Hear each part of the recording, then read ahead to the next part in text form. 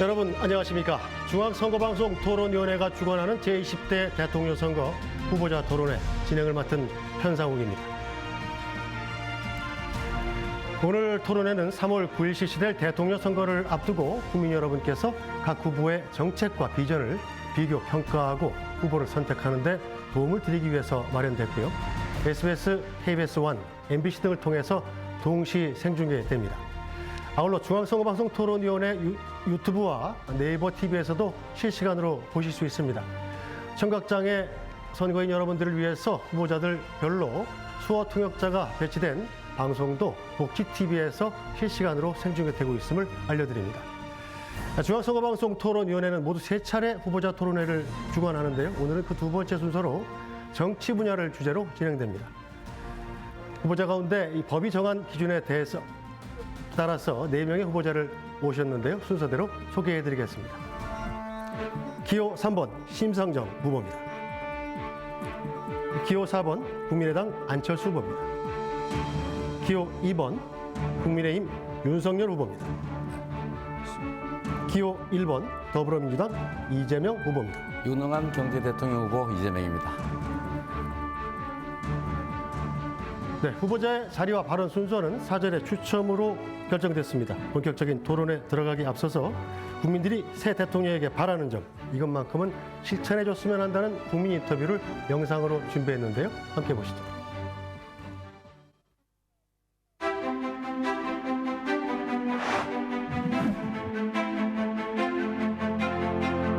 이 사회가 성실하게 열심히 일하는 것도 중요하지만 공정하고 정의롭다는 걸 저희 아이들에게 많이 보여줄 수 있는 사회가 되었으면 좋겠어요. 북한에 대해서 나오는 한 방향이 아니라 유화책과 강경책을 함께 할 수 있는 그런 정책이 필요하고, 제발 갈라치기 하지 말고 너나 없이 평등하게 좀 사는 세상을 좀 만들었으면 좋겠습니다. 어떤 정책이든 뭐 좌든 뭐 우든 뭐 진영을 떠나가지고 자기가 약속한 것들은 좀 꼭 지켜주는 대통령이 됐으면 좋겠습니다. 권력구조 개편에 대한 얘기가 많은데 정치인이 아니라 국민을 위한 변화가 있으면 좋겠습니다. 국민들이 양분되지 않고 다 같이 하나가 되고 다 같이 힘을 합할 수 있는 그런 나라가 됐으면 좋겠어요. 공정과 정의가 바로 서는 나라가 됐으면 좋겠습니다.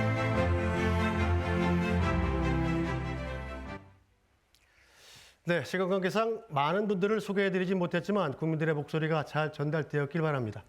오늘 토론 주제는 권력구조 개편과 남북관계와 외교안보 정책입니다. 주제별로 사회적 공통질문 후 시간 총량제 토론에 이어서 주도권 토론으로 진행됩니다.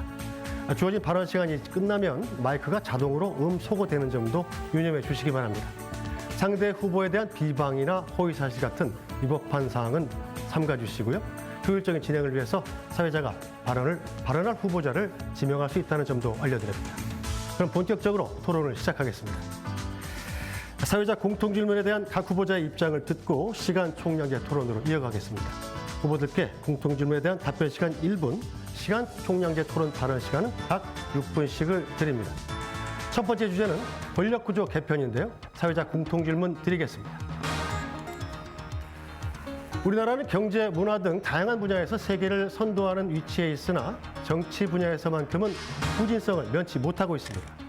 그동안 개헌을 비롯한 다양한 방안이 논의되었으나 뚜렷한 결실을 찾지 못하고 있는 것이 현실이죠. 민의를 반영하고 사회 갈등을 효율적으로 조율할 수 있는 권력구조 개편 방안은 무엇인지 각 후보의 입장을 들어보겠습니다.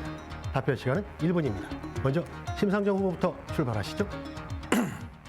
국민들께서는 이번 대선에서 기대보다는 걱정이 크신 것 같습니다.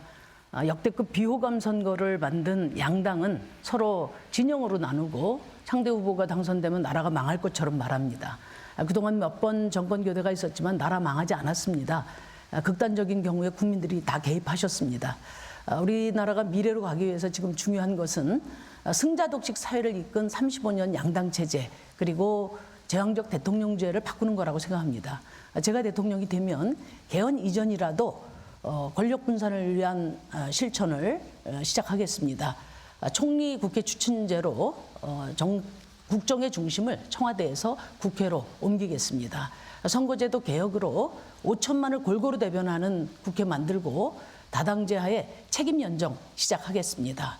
그래야 기후위기, 불평등, 그리고 한반도 평화와 같은 중대한 국가적 과제를 해결할 수 있는 정치가 시작될 수 있을 거라고 생각합니다. 네, 안철수 후보. 저는 두 가지가 필요하다고 생각합니다. 먼저 개헌을 통해서 제왕적인 대통령제를 분권형 대통령제로 바꾸는 것이 필요합니다. 지금까지 대통령에게 너무 많은 권한이 이렇게 집중이 되고 견제가 되지 않았기 때문에 계속 실패한 대통령이 나왔던 겁니다. 그리고 또 이 선거제도 자체도 결선 투표제가 필요합니다. 1차에서 1, 2등이 다시 한 번 더 선거를 거치게 되면 과반수에 얻는 그 국민들의 지지를 얻게 되는 것 아니겠습니까? 그리고 또 두 번째로는 국회의원 선거제도 자체를 바꿔야 됩니다. 그래서 거대 양당이 아니라 정말 다당제가 가능한, 그래서 민심의 구조 그대로 국회의석이 가능한 그런 제도로 바꿔야 됩니다. 그리고 뭐 거기에는 중대선거구제도 있고 그리고 또 비례대표제도 있다. 그런 말씀 드리겠습니다. 네, 윤석열 후보. 네, 권력구조는 국민의 기본권을 보장하고 국민을 잘 살게 하기 위해서 있는 것입니다. 선거를 앞두고 권력구조 개헌 담론들이 나오지만 늘 선거 끝나면 흐지부지되기 일쑤였습니다. 저는 이 대통령제에 관해서 대통령이 일을 어떻게 할 것인가, 저는 총리 할 일, 대통령 할 일, 총리 할 일, 장관 할 일을 딱딱 구분을 짓고, 그리고 대통령은 대통령이 해야 될 일에 대해서만 분권형으로 일을 해야 된다고 저는 생각을 합니다. 그리고 민간 전문가들을 모시고 민관 합동위원회를 대통령 직속으로 만들어서 이분들과 대통령의 국정 아젠다를 설정하고 관리하고 점검하는 이런 방식으로 국정을 운영해야 된다고 봅니다. 네, 이재명 후보. 네, 국민 여러분, 사실 우리 국민 여러분들께서 정치가 국민을 걱정해야 되는데 국민들께서 정치를 걱정한다, 이런 말씀 많이 하십니다. 전적으로 공감합니다. 아까 한 시민분께서도 그 말씀하셨는데, 이 정치가 사실은 국민을 위한 정치를 해야 되는데 정치인들을 위한 정치라는 게 가장 심각한 문제라는 생각이 듭니다. 이유는 단순합니다. 이 거대 양당 둘 중에 하나를 선택해야 되니까 상대방이 잘못하면 자기한테 기회가 오죠. 그래서 잘하기 경쟁보다는 상대방의 발목을 잡아서 실패를 유도하고 그런 기회가 오더라. 그래서 이런 구조를 깨야 됩니다. 그래서 저는 우리 심상정 후보님, 또 안철수 후보님 말씀하신 데 전적으로 공감하고, 국민의 의사가 제대로 반영되는 비례대표제를 포함한 선거제도를 개혁해서 제3의 선택이 가능하게 해야 된다라는 거 분명히 말씀드립니다. 저희 당도 노력할 것이고요. 두 번째는 각 정치 세력이 실력을 연합해서 발휘할 수 있는 통합정부, 국민내각 꼭 필요하다 이렇게 생각합니다. 네, 후보들의 답변을 들어봤는데요. 계속해서 같은 주제로 시간 총량제 토론 이어가겠습니다. 원활한 토론을 위해서 1회 발언 되도록 1분 이내로 해주시고요. 발언하실 분은 손을 드시면 발언권을 드리겠습니다. 두 분 이상이 동시에 손을 든 경우에 남은 시간 등을 고려해서 발언권을 드리도록 하겠습니다. 이건 심상정 후보부터 시작하시죠. 네, 민주당이 선거 끝나기 전에 정치개혁의 의지를 밝혀주신 것은 다행이라고 생각합니다.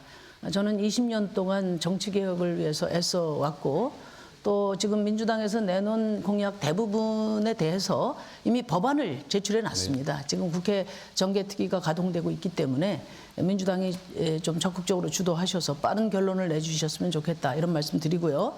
그런데 이제 제가 좀 분명히 몇 가지 말씀드리고 싶은 것은, 민주당이 이번에 내놓으신 이제 정치개혁 방안은 새로운 게 아니고, 김대중 대통령님, 또 노무현 대통령님, 문재인 대통령님 계속 공약으로 재차 확인해 왔던 겁니다. 그런데 그동안에 이제 실천이 안 된 거죠. 그리고 지난 국회 때는 저와 정의당이 정말 모든 것을 쏟아부어서 선거제도를 바꿨지만은 결국 민주당이 이걸 뒤집었단 말이에요. 이제 그런 것이기 때문에 말보다 실천이 중요하다.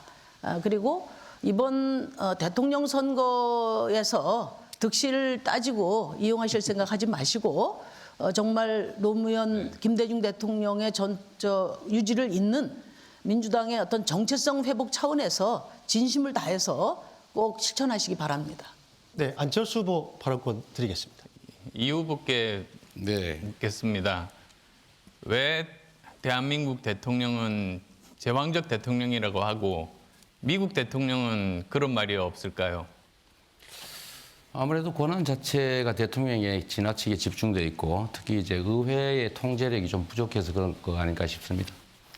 네, 지금 보면 미국 대통령은 기본적으로 행정 권한만 가지고 있는데 한국 대통령은 가지고 있는 것이 그것뿐만이 아니라 입법권도 가지고 있고 인사권도 가지고 있고 그리고 또 예산권도 가지고 있고 감사원까지 있습니다. 거기에다가 제대로 미국처럼 뭐 주지사로부터 견제를 받거나 또는 상하원, 양원으로부터 견제를 받지 않기 때문에 사실 이런 여러 가지 문제들이 많은데요. 근데 저는 개헌 이전에도 사실 대통령이 충분히 할 수 있는 그런 권력 분산 방법이 많다고 생각하는데 어떤 그 생각들이 있으신지요? 저는 일단은 국회의 권능을 좀 강화할 필요가 있다는 생각 때문에 이제 감사원을 국회로 옮기는 것은 개헌을 통해서라도 좀 꼭 할 필요가 있겠다 생각을 합니다. 자기가 집행한 걸 자기가 이제 검증하는 것은 문제가 있죠. 저는 거기에다 좀 더해서 제가 아까 드렸던 말씀을 좀 이어서 말씀을 드리면은 지금 심상정 후보께서 하신 말씀 전적으로 맞는 말씀이십니다. 그래서 저희는 가능하면 이번 기회에 저도 평생 꿈꾸었던 이 양당 독식 체제를 좀 깨고 실질적으로 서로 권한이 좀 배분된 국민의 한 표 한 표가 똑같은 가치를 가지는 그런 체제로 좀 바뀌면 좋겠다는 생각이고요. 우리 안철수 후보님 말씀한 것 중에 미국도 대통령이 예산권은 여전히 가지고 있습니다. 그러나 저는 특히 대한민국의 이 5년 단임제라고 하는 게 매우 기형적이어서 사실 가지는 문제도 좀 많기 때문에 4년 중임으로 바꾸되 권한은 좀 분산하고 지방자치도 좀 강화하고 기본권도 강화하고 특히 최근에 문제되는 기후위기에 대한 국가의 책임이라든지 뭐 5.18 정신의 전문 반영이라든지 이렇게 합의 가능한 것부터 좀 빨리 좀 개헌해서 실제 좀 처리하면 좋겠고 개헌이 안 되더라도 이번 기회에 저는 좀 입법을 통해서 우리 심 후보님이나 우리 안 후보님 말씀하신 게 제가 말씀드린 것과 거의 다름이 없고 최근에는 오늘도 이미 결정했습니다만 민주당 국회의원 110명이 이미 입장을 발표했고 아마 내일이나 모레쯤 아마 의원총회를 해서 입장을 정리할 거고 아마 당론으로 입법 제안을 하게 될 테니까 이 권력 분산형 새로운 정치 체제는 기대하셔도 되지 않을까 좋지 않을까 싶습니다. 네, 안철수 후보께서 먼저. 제가 이 후보께 물어본 것 자체에 대한 답을 지금 하지를 않으셨어요. 제가 이렇게 물어본 이야기는 개헌 이전에 할 수 있는 핵심적인 부분이 무엇인가 물어봤는데 좀 곁다리만 도신 것 같습니다. 사실 제가 생각할 때 가장 중요한 것은 지금 현재의 청와대 정부, 그러니까 청와대에서 비서관들이 우리나라를 전체를 운영하는 이런 기형적인 형태를 고쳐야 된다. 그런데 그것은 개헌하기 이전에 할 수 있다는 그런 말씀을 드리고 싶었습니다. 저는 안철수 행정부가 되면 이 전체적인 그 청와대 규모를 반으로 줄이고 그리고 또 책임 총리, 그 다음에 또 책임 장관들로 구성된 국무회의에서 모든 것을 결정하는 그것이 정상화 아니겠습니까? 저는 그런 대답을 기대했는데 뭐 그런 대답은 말씀하시지 않아서 좀 실망스러웠습니다. 자, 윤석열 후보 발언하시죠. 일단은 이 권력구조 개편에 관한 이런 담론들이 개헌으로 이어지는 이런 담론들은 뭐 국민들의 그 뜻이 어떤지를 살펴서 또 여러 전문가들, 의정 경험자들이 논의를 해야 되는데 우리 송영길 민주당 대표가 지난번에도 1차로 뭐 3선 이상 금지한다는 등 이런 어떻게 보면 좀 정치 쇼에 가까운 그런 그 제안을 했고 민주당 내부에서도 지지를 받지 못했습니다. 그런데 이런 중요한 그 개헌 담론들이 선거를 불과 열흘 앞두고 이렇게 전격 제안이 돼서 이 정권 교체라고 하는 거대한 민심의 흐름을 정치 교체라고 하는 이런 프레임으로 치환하는 선거 전략으로 이것이 악용되지 않을까 참 우려가 되고요. 그리고 민주당 입장에서는 선거 열흘을 앞두고 이런 거를 한다는 것 자체가 민주당은 실천하지 못하는 정당이라는 걸 이미 입증을 했습니다. 지난번에도 연동형 비례대표를 정의당의 협조를 받아서 해놓고 바로 위성정당을 만들어서 우리 정의당을 뒤통수 치고 배신을 했습니다. 그래서 저는 이 진정성이 좀 의심이 많이 되고, 또 만약에 이거를 대선의 공약으로 내세울 거라면은 선거 캠페인이 시작이 되면서 해야 될 문제인데, 이거 뭐 이제 투표가 내일 모레인데 이런 얘기들이 과연 이게 정상적인 그 국민들의 그 논의와 이런 고민들을 담을 수 있을지 저 우려가 많이 됩니다. 네, 제가- 이재명 후보. 네, 예. 네. 우리 안철수 후보님 제가 말씀드린 것은 구체적인 행정 체제가 아니고 헌법 개정 이전의 법률 개정을 통해서 할 수 있는 것들을 우리가 하자, 이 말씀이었다는 말씀 하나 드립니다. 우리 윤석열 후보님, 제가 윤석열 후보님 보면 가끔씩 정말 이상하다는 생각이 들 때가 있어요. 모르고 그러시는 건지 알고도 일부러 그러시는 건지 잘 모르겠는데, 이 위성정당 문제는 국민의힘에서 먼저 시작해가지고 민주당이 어쩔 수 없이 따라간 겁니다. 그래서 그때 당시에 저는 국민의힘이 그러더라도 우리는 하지 말자, 이거 내부적으로 주장했다가 결국 관철은 안 됐는데, 국민의힘이 먼저 한 일을 어떻게 민주당이 그랬다라고 하는지 좀 이해가 안 되는데, 이따가 한번 그 몰라서 그런 건지 아니면 알고도 그러시는 건지 답변 하나 부탁드리고요. 쇼다고 하시는데, 저는 이 정치 개혁을 통해서 국민들의 민의가 반영되는 제3의 선택이 가능한 정치로 만들자. 우리 국민 여러분께서 보시는 것처럼 수도권에는 2명 시의원, 구의원 뽑아가지고 둘 중에 하나는 반드시 되지 않습니까? 그 제3당은 안 되는 거예요. 이게 3인 이상 하게 돼 있는 거 지금 조례로 다 바꿔놨는데, 이런 거 고치자고 한 게 제가 아주 오랜 수건이고 오래전부터 밝혔던 입장이다, 이 말씀 드립니다.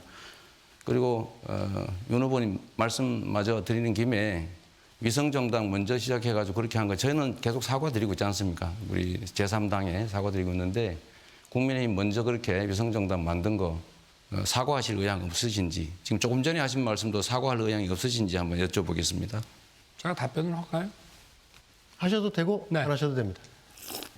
이 연동형 비례대표제는 저는 뭐 그때 정치를 하지 않았습니다만은 국민의힘의 전신인 자유한국당 또 미래통합당에서는 반대를 했습니다.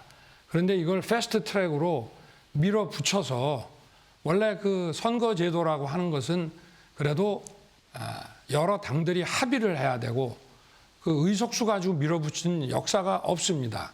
더구나 제1야당의 반대를 물리치고 이걸 패스트 트랙으로 밀어붙인 예가 없습니다.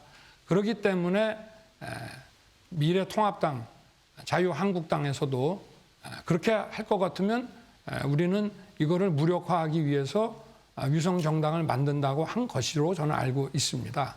그래서 이런 무리한 선거법 개정 자체가 저는 근본적으로 문제가 있다고 생각합니다. 네, 심상정 후보 먼저 말씀해 주시죠. 네, 우선 시간이 더 많이 남으셨습니다. 이재명 후보님한테 먼저 좀 확인하고 싶은데요. 그 이제 지방선거 얼마 안 남았지 않습니까? 네. 이제 중대선거구제 하겠다 이렇게 말씀하셨는데, 이건 사실 뭐 법 개정 이전에라도 의원들이 결의하면 바로 됩니다. 네. 왜냐하면 지난번에 3, 4인 선거구 쪼개기 앞장섰던 게 민주당이거든요.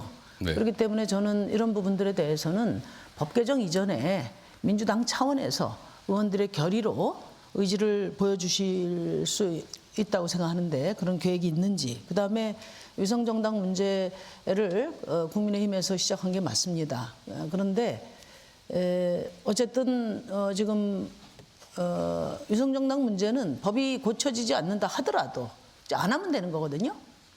그러면 이제 더불어민주당은 법 개정과 상관없이 우리는 위성정당 안 하겠다, 그것은 원칙에 어긋난 거고 위헌적인 것이다, 이런 결의를 할 수도 있을 텐데, 그런 계획이 있으십니까? 첫째로는 기초원 2인 선거구제 문제는 법에서 이걸 못하게 예외 규정을 없애야 되기 때문에 민주당 혼자 할 수 있는 일은 아닌 것 같고, 두 번째 위성정당 문제는 거대 야당이 위성정당 만들면 우리도 대응 차원에서 안 할 수 없는 것이죠. 그러니까 입법으로 못하게 하는 게 맞습니다.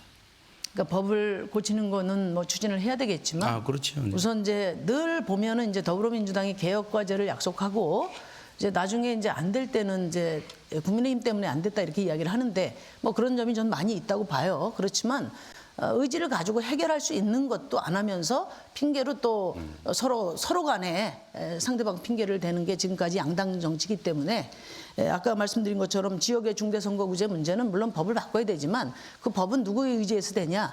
그 현역 의원들 중심으로 되는 겁니다. 그렇기 때문에 더불어민주당 의지만 갖고도 충분히 가능하다. 저는 그런 말씀 드리고요.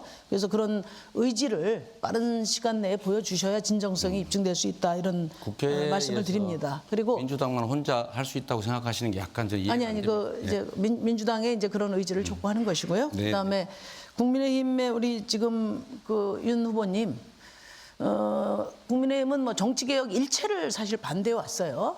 그리고 제가 공약을 보니까 정치개혁에 대한 뭐 공약이 없으세요. 그냥 청와대를 광화문 시대로 바꾸겠다. 그거 말고는 제가 모르겠는데, 그러면은 그때도 뭐 국민의힘이 일체 선거제도 개혁에 대해서는 안 하겠다고 하셔가지고 할 수 없이 이제 연대를 해서 했는데, 지금 윤석열 후보께서는 지금 현재 이런 양당 체제 그대로 가야 된다고 보는지, 대통령 제왕적 대통령제 그대로 가야 된다고 보시는지, 아니면 어떤 대안을 가지고 계신지 좀 듣고 싶습니다. 일단 그 위성 정당 문제는 국민의힘의 반대에도 불구하고 민주당과 정의당이 협의를 해서 이루어낸 거니까 최소한 민주당 입장에서는 해서는 안 된 일이었다라고 저는 봅니다. 그거는 정치 신의에 반하는 거고 정의당과의 그 약속과도 그건 위배되는 것이라고 보고요. 저는 정치 개혁에서 개헌 문제보다 더 중요한 거를 선거제도의 개혁이라고 생각합니다. 그래서 이거를 대통령의 공약으로 할 수 있는 문제는 아니라고 보기 때문에 이것은 저희가 이제 정부를 담당하게 되면 우리 당과 협의해서 일단 국민들의 그 국회에 대한 신뢰를 갖게 만들어야 되는데, 첫 번째가 국회의원 선출 방법이고, 저는 국민들의 대표성이 제대로 보장될 수 있도록 저 개인적으로는 중대 선거구제를 저는 오랫동안 제가 정치를 하기 전부터도 선호해 왔습니다. 네, 안철수 후보 발언권 드리겠습니다. 근데 제왕적 대통령제 그 피해를 극복하려면은 제도 이외에도 사실은 어떻게 사람이 운용을 하는가, 그게 굉장히 중요하지 않습니까?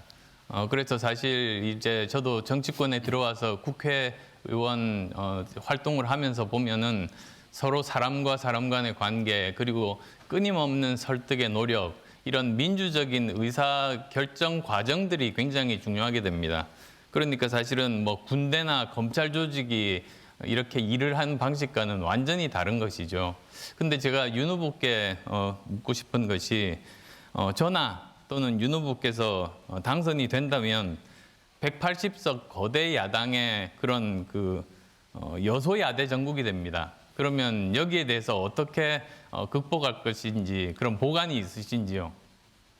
뭐 과거에도 김대중 그 정부 때도 79석으로 집권을 해서 또 그 거대 야당을 상대를 했는데, 중요한 것은 우리가 그 대통령이든 의회든 그 헌법을 제대로 지켜야 하고, 우리가 그 헌법 가치에 대해서 모두가 진정성 있게 공유를 한다면은 저는 얼마든지 협치가 가능하고, 180석을 가지고 있다고 해서 국민이 또 뽑은, 국민이 선출한 이 정부가 일을 하지 못하게 180석으로 방해를 한다 그러면은 그거는 헌법이 명령한 그런 뜻은 아니라고 저는 생각합니다. 그래서 양식에 따라서 서로가 협치를 할 수 있다고 저는 보고 있습니다. 네, 그리고 글쎄요, 그게 실제로 해보면 그렇지 않다는 걸 아실 겁니다. 지금 국회의원 경험이 없으셔서 제가 우려의 목소리를 지금 제가 대신에 좀 내드리면, 헌법 정신 좋습니다. 그런데 실제로 현장에서, 국회 현장에서 서로 일어나는 일은 전혀 그렇지가 않습니다. 그래서 저는 이것을 타개할 수 있는 방안으로 국민통합 내각을 주장을 하고 있습니다. 즉 그냥 뭐 예를 들면 독선적인 인사를 하거나 캠코더 인사를 하게 되면 그건 야당의 거대한 반대에 부딪히지 않습니까? 근데 오히려 국민통합 내각, 즉 여든 야든 또는 정치권에 포함되어 있지 않은 다른 외부의 정말 전문가들까지도 다 기용을 하면 국민들이 신망을 받게 되고 거기에 대해서는 180석 야당이라고 하더라도 거기에 대해서는 반대할 이유가 없어지는 것이죠. 그런 식으로 해결을 해나가야지만 이것이 가능한 것이지 헌법 정신에 따라서 이걸 하자 이건 굉장히 좀 이상적이고 실제로는 실현 가능하지 않다고 그렇게 봅니다. 네, 윤석열 후보. 네, 당연히 저도 대통령의 그 초헌법적인 초법적인 권한을 만들어내는 민정수석실을 없애겠다고 제가 말씀을 드렸고요. 청와대 기능은 대폭 축소해서 민관 합동위원회 위주로 어젠다 발굴 또 관리 점검 이런 방식으로 가겠다고 했고 당연히 이거는 전문가와 또 진영의 관계 없이 유능한 분들을 정부를 통합 정부를 꾸려서 한다는 뜻입니다. 이것이 바로 헌법 정신이라고 저는 생각하고요. 대통령과 행정부가 헌법 정신에 충실한다면은 국민들이 또 다 지지해 줄 것이라고 저는 생각합니다. 네, 심상정 후보.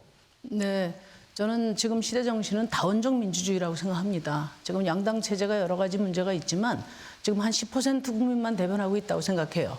44% 집 없는 시민이나 또 800만 비정규직 노동자들, 또 여성, 청년, 노인, 대한민국의 다양한 시민들의 이해와 요구가 거의 다뤄지지 않습니다. 그래서 저는 이제 불평등과 기후위기 해결하려면은 이 다원적 민주주의로 가는 게 중요한데 지금 새 후보님 다 통합정부 이야기를 하세요. 통합정부가 되기 위해서도 누구하고 통합할 겁니까? 뭐 개인 발탁하는 식의 통합정부는 사회 문제 해결에 전혀 도움이 안 됩니다. 그렇다면 다당제가 전제돼야 된다. 그렇게 생각하거든요. 그런데 저는 이 다원적 민주주의와 후보 단일화는 양립할 수 없다 이렇게 생각해요. 왜냐하면 단일화는 사실 서로 다른 정당 간에 힘센 정당이 힘이 약한 정당을 사실은 굴복시키는 거거든요. 이게 굴복이고 저는 강요라고 생각하는데 그리고 그 작은 당이 대변하고자 하는 목소리가 지워지는 거죠.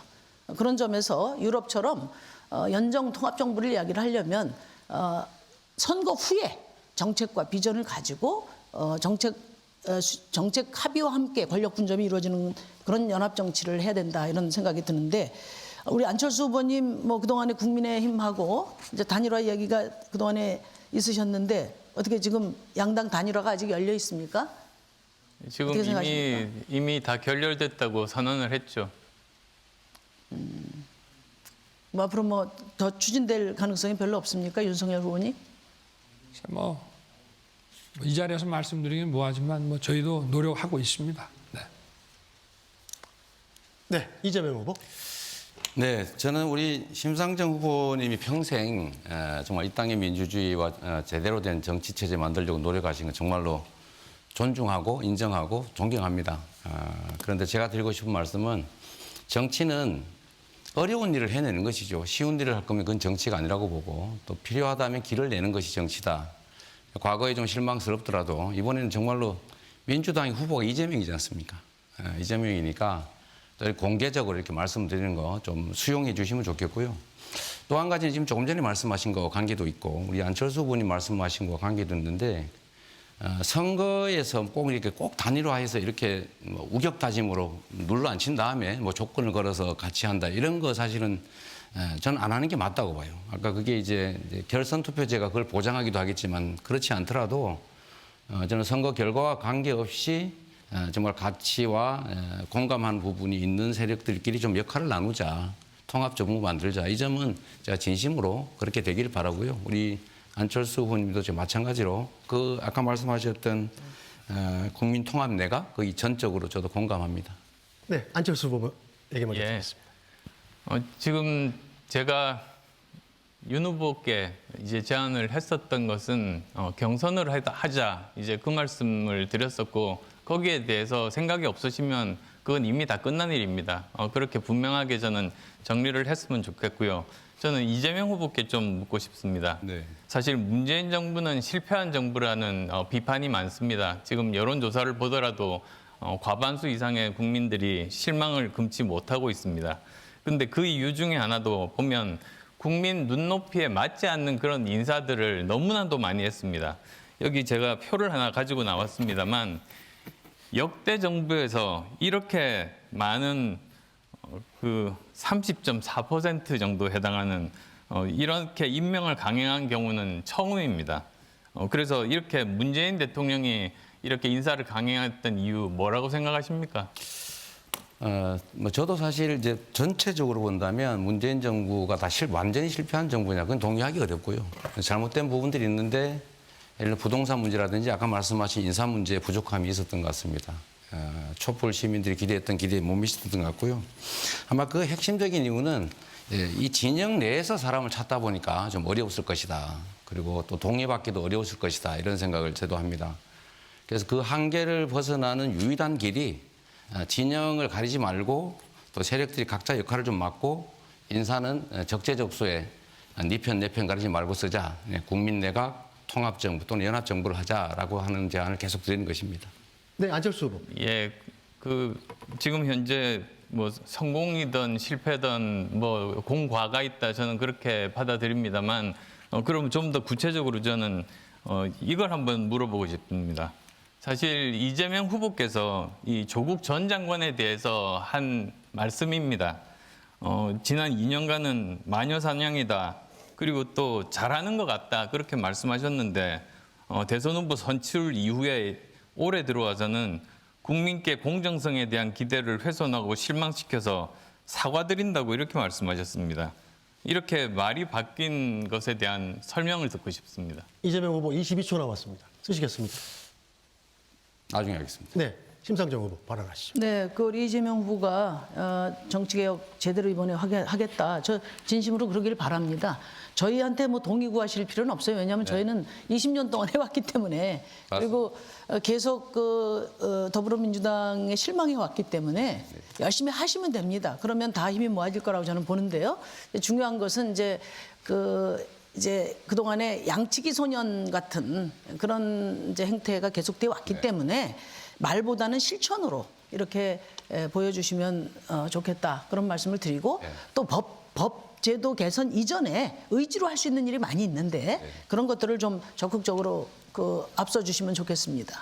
네, 심상정 후보께서는 발언 시간 다 사용하셨습니다. 두 분 답을 한꺼번에 드리도록 22초 내에 하시죠. 네.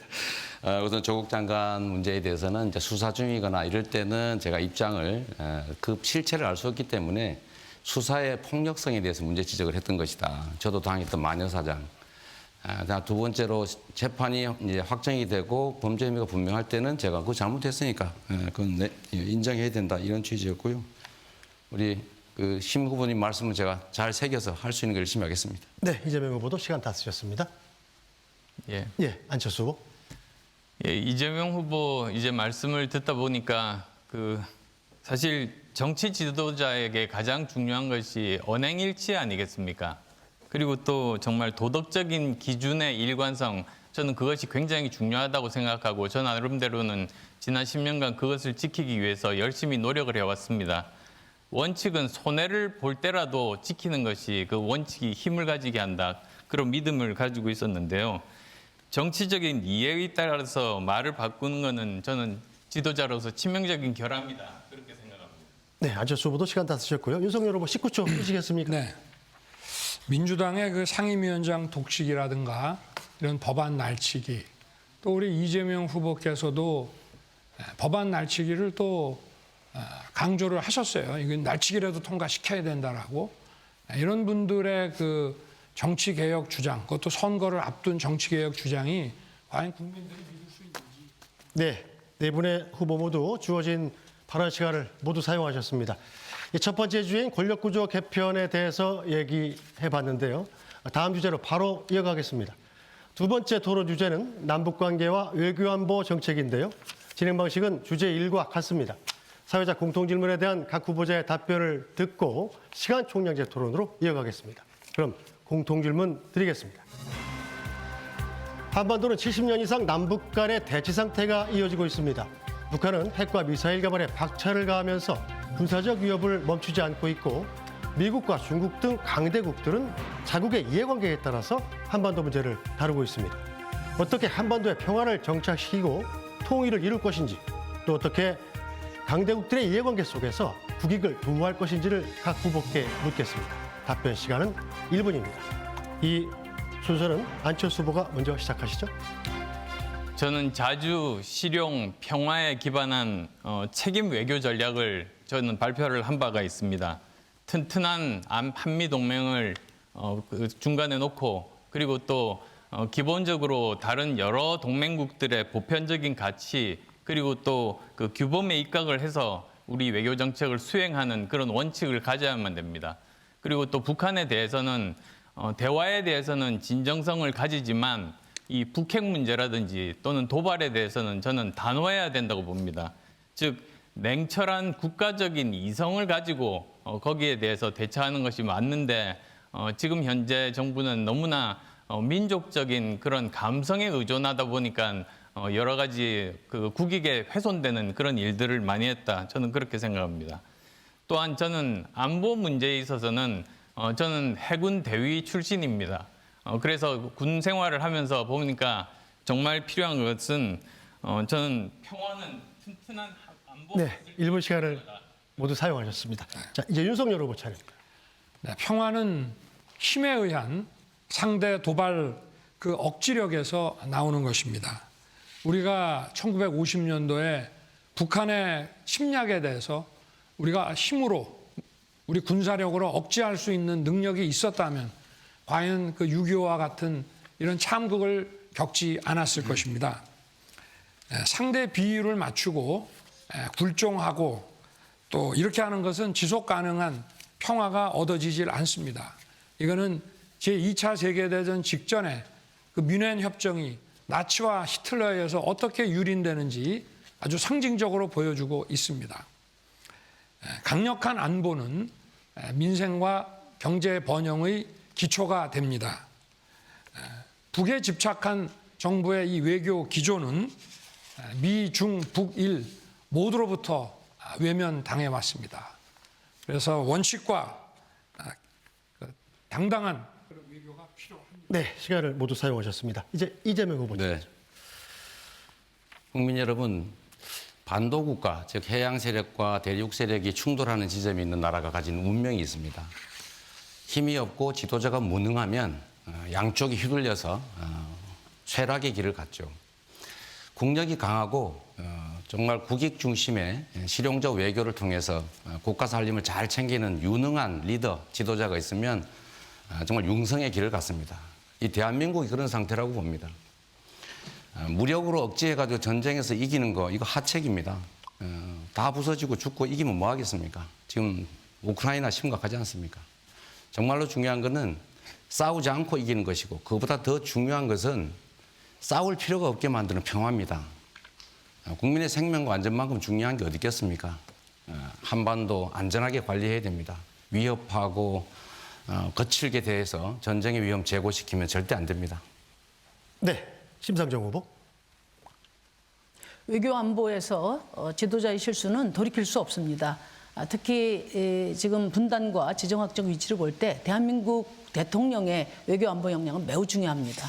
저는 감정과 혐오가 아니라 이성과 국제 규칙에 의거해서 국익을 최우선으로 두는 평화 외교를 펼치겠습니다. 농구의 피벗처럼 한 발은 동맹에 고정하고 다른 한 발은 평화와 국익을 위해서 쓰겠습니다.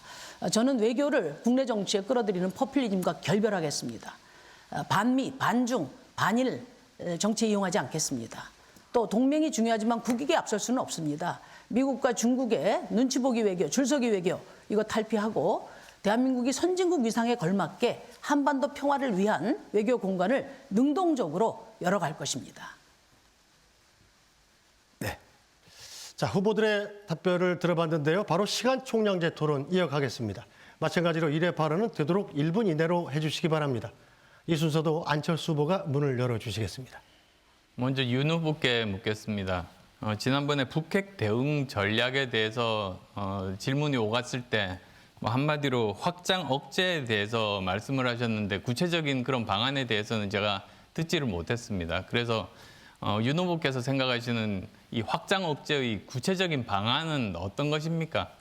확장 억제는 미국이 보유하고 있는 핵무기를 뭐 ICBM이라든가 또는 미국이 우리 아시아 지역에 배치하고 있는 그런 전술핵을 북핵 위협에 우리가 대응하는 그런 것을 말하는 것입니다. 그래서 우리 한미 간의 이 확장 억제를 위해서 긴밀히 협의하고 또 핵의 사용과 그 절차에 대해서 우리가 깊은 관여와 참여를 할 수 있는 그런 시스템을 확장 억제라고 할 수 있습니다. 전략핵이 아니라 전술핵이라고 말씀하셨습니까? 캘리포니아에서 그 반덴버그에서 쓰는 거는 전략 핵이라고 봐야 되고요. 그리고 거기서도 그 탄도의 규모를 폭발력을 조절해서 전술핵과 마찬가지로 쓸 수도 있습니다. 그럼 지금 윤 후보께서 말씀하시는 내용은 한반도에서 뭐 그런 일이 있어서는 안 됩니다만 핵 위협이 있을 때 예를 들면 사실 괌이라든지 또는 오키나와에 우리가 쓸 수 있는 전술 핵들이 있습니다. 사실 제 입장에서는 이런 그 확장 억제 정도가 아니라 좀 더 확실하게 우리 그 핵 공유 협정이 필요하다. 즉 한반도에는 이런 그 전술핵을 반입하지 않으면서 외부에 있는 그런 오키나와나 괌에 있는 그런 것들을 우리가 활용할 수 있는 협정을 맺자. 저는 그런 생각을 가지고 있는데요. 근데 지금 하시는 말씀은 오히려 그게 아니라 미국 본토에 있는 ICBM을 쓰자는 그런 말씀이어서 도저히 이해가 가지 않습니다. 핵 공유를 하려면은요, 예를 들어서 괌에 미국의 전술핵이 있다 그러면은 핵 공유는 우리 전투기가 그거를 싣고 대응을 하는 건데 그 시간보다 반덴버그에 있는 전략 핵을 폭발력을 축소시켜서 전술핵 규모로 해가지고 대응을 하는 것이 시간적으로 더 적게 걸립니다. 그건 잘 모르시는 말씀인데요. 제가 말씀드리는 이런 핵 공유 협정이라는 것은 나토식의 핵 공유 협정과는 다르게 거기 미군기에 탑재되어 있는 그 핵에 대해서 미국과 한국이 협의를 해서 그것을 사용할 것인지를 의논하자는 그것이죠. 그래서 그것을 미국에 있는 핵무기를 한국 전투기에다가 탑재를 해서 하자. 저는 그런 이야기는 들어본 적이 없습니다. 그건 뭐 좀 다른 뜻의 말씀이신 것 같은데 저는 일반적인 핵 공유에 관한 말씀을 드린 겁니다. 네, 이재명 후보 발언하시죠. 네, 저도 사실 그 문제에 대해서 우리 윤 후보님한테 매우 궁금했는데 첫 번째로는 전술핵을 한반도에 재배치하자. 지금도 여전히 주장하고 계십니까? 저는 전술핵 한반도 배치를 주장한 적이 단 한 번도 없습니다. 그리고 다행이군요. 저는 그렇게 했다는 기사를 봤는데 두 번째 제가 하나 여쭤보겠습니다. 핵 공유 말씀을 자꾸 하시는데 예를 들면 유럽식의 핵 공유도 소위 이제 수송 투발 이 부분은 유럽이 맡아도 핵 자체에 대한 통제권은 미국 대통령이 그대로 갖고 있습니다. 그런데 지금 예를 들면 핵을 한반도에 가져올 수는 없는 건데 그걸 예를 들면 괌이든 본토든 놔두고 그럼 우리 전투기 가서 실어 온다는 얘기인지 아니면 그냥 그 미국 전투기로 전폭기로 뭐 한다든지 이러면 똑같은 건데 새로 말씀하신 핵 공유는 대체 어떤 겁니까? 저한테 물으시는 거예요. 네. 저는 핵 공유를 얘기한 적이 없습니다. 전술핵 배치 얘기를 한 일 없습니다. 안 후보님한테 여쭤보시죠. 네. 저는 핵 공유에 대해서는 현실성이 없는 거라고 저는 늘 주장해 왔습니다. 네, 하도 주장이 많이 왔다 갔다 하셔서 저도 잘 왔다 갔다 한 적 모르겠습니다. 없습니다. 네. 자, 한미 동맹 관련해서 하나만 여쭤볼게요. 한미 동맹은 이제 포괄 동맹으로 발전했다고 합니다. 이제 군사 안보 동맹에서 이제 기술, 경제, 환경 등등의 포괄 안보 동맹으로 발전했는데 윤석열 후보님께서 이런 얘기하셨어요. 한미 동맹이 군사 동맹을 넘어서 우주 협력으로 확대해 가야 된다. 또 6G 등과 같은 이런 기술 분야 안보 확장도 얘기해야 된다. 이렇게 말씀하셨는데 그러면서 포괄 안보 동맹으로 가야 된다. 이런 말씀하신 것 같아요. 한미 정상회담에서 한미 정상이 합의한 포괄 안보 동맹하고 윤 후보께서 말씀하시는 포괄 안보 동맹은 어떤 차이가 있습니까? 포괄이라고 하는 거는 군사 분야만이 아니고 경제, 첨단 기술, 또 기후 협약과 같은 국제 협력 문제 이런 거를 다 종합해서 포괄적인 전략 동맹이라는 말씀이죠. 그건 뭐 우리나라나 미국이나 다 공이 외교가에서 쓰고 있는 얘기입니다. 아니 제가 물어보는 건 그런 취지가 전혀 아니고 지금 윤 후보께서 새롭게 포괄안보 동맹을 하겠다면서 내세운 이 두 가지가 이미 한미 정상회담에서 다 합의한 내용이 들어있다 이 말이죠. 그런데 또 이걸 하겠다 이렇게 얘기하니까 윤 후보님 그런 거 많으시잖아요. 뭐 이미 구직앱 있는데 구직앱 새로 만들겠다. 예술군데 예술군 만들겠다 이렇게 얘기하셔서 이것도 이미 하고 있는데 네. 또 하겠다고 그러셔서 왜 하고 있는 걸 또 하겠다고 그랬냐 이게 말씀입니다. 글쎄요. 저는 하여튼 이런 다양한 분야에 군사뿐만이 아니라 또 지금은 이 안보와 경제를 또 분리할 수 없는 상황이기 때문에 이런 포괄적인 동맹이 필요하다라고 말씀을 드린 거고 제가 뭐 꼭 새로운 이론을 내야 되겠습니까? 공약으로? 제가 NSC 이미 회의했는데 NSC 그 회의하라 이렇게 주장하시는 것도 봤는데 시중에 후보님 이런 얘기 있어요. 우리 그 저기 후보님 그 빙하 타고 온 둘리 같다. 혹시 뭐 들어보셨어요? 그 정상적인 그 질문을 하시죠. 팩트에 근거해서. 네, 심상정 후보 발언하시죠. 네, 그 윤석열 후보님 그 지난번에 사드 산불 네. 그 폐지하신다고 그랬는데 여전히 뭐 입장 변화 없으신가요? 저는 뭐 그 부분에 대해서 폐지할 필요도 없는 그거는 그 정부의 입장이었기 때문에 저는 그런 입장을 유지할 필요가 없다 이런 생각입니다. 우리 주권 사항이기 때문에 유지할 필요가 그때 없다. 저희가 폐지하는 게 아니고? 필요하면 저희가 주권 사항에 대해서 판단하면 된다는 입장입니다. 그러니까 이제 그게 이야기 그 아닙니다. 사드 산불이라는 게 네. 지금 한미일 군사 동맹이고요. 하나는 미국 MD에 참여하는 거고 네네. 하나는 사드 배치인데 네. 지금 한미일 군사 동맹 참여해서 유사시에 뭐 일본이 한반도에 개입하게 하실 생각은 아니실 거 아니에요? 글쎄 뭐 거기까지는 상황이 아직 그런 것을 가정할 수 없지만 우리가 북핵이 점차 고도화돼서 그 굉장히 위협 강도가 강해지게 되면은 사드를 추가 배치할 수 있다고 제가 말씀을 드렸고 아니, 그리고 한미 미사일 그 협력이 더욱 강화돼야 될 필요는 있습니다만은 한미일 우리와 일본 사이에 군사 동맹까지 가야 되는지 아직 뭐 그런 상황까지 오지 않았기 때문에 그러나 그걸 안 한다고 우리가 중국에 약속할 필요는 없지 않나 이렇게 생각합니다. 한미일 군사 동맹도 검토하시는 거예요, 그러면? 가정적인 상황이니까 지금은 그런 얘기할 때는 아니라고 그러니까 생각합니다. 한미일 군사 동맹을 하면은 유사시에 절대 안 하실 겁니까? 아, 그렇죠. 유사시에 한반도에 네. 그러니까 일본이 개입하도록 허용하는 건데 그거 아니죠. 하시겠습니까? 저게 한미일 동맹이 있다고 해서 유사시에 들어올 수도 있는 거지만 꼭 그걸 전제로 하는 동맹. 그럼 미국 MD는 어떻습니까? 네, 미국 MD는 저는 필요하면은 지금 역대 감시정찰 정부가 자산에- 아무도 지금 역대 정부 누구도 참여를 안 했습니다. 네네. 저는 필요하지 않나 싶습니다. 왜냐하면 참여하시겠다. 초음속 이런 극초음속 미사일들이 개발되면은 그 대응하는데 한미 간의 그 MD는 필요하지 않겠나 싶습니다. 네. 그럼 굉장히 그 획기적인 변화 같습니다. 그래서 제가 보기에는 이제 한미일 군사 동맹이나 또 미국 MD는 지금 역대 정부 어디도 참여를 하지 않았고요. 이제 사드 문제 하나 남았는데 사드 수도권 방어는 매우 그 효과가 불분명한데 한중 파탄은 너무나 명백하거든요.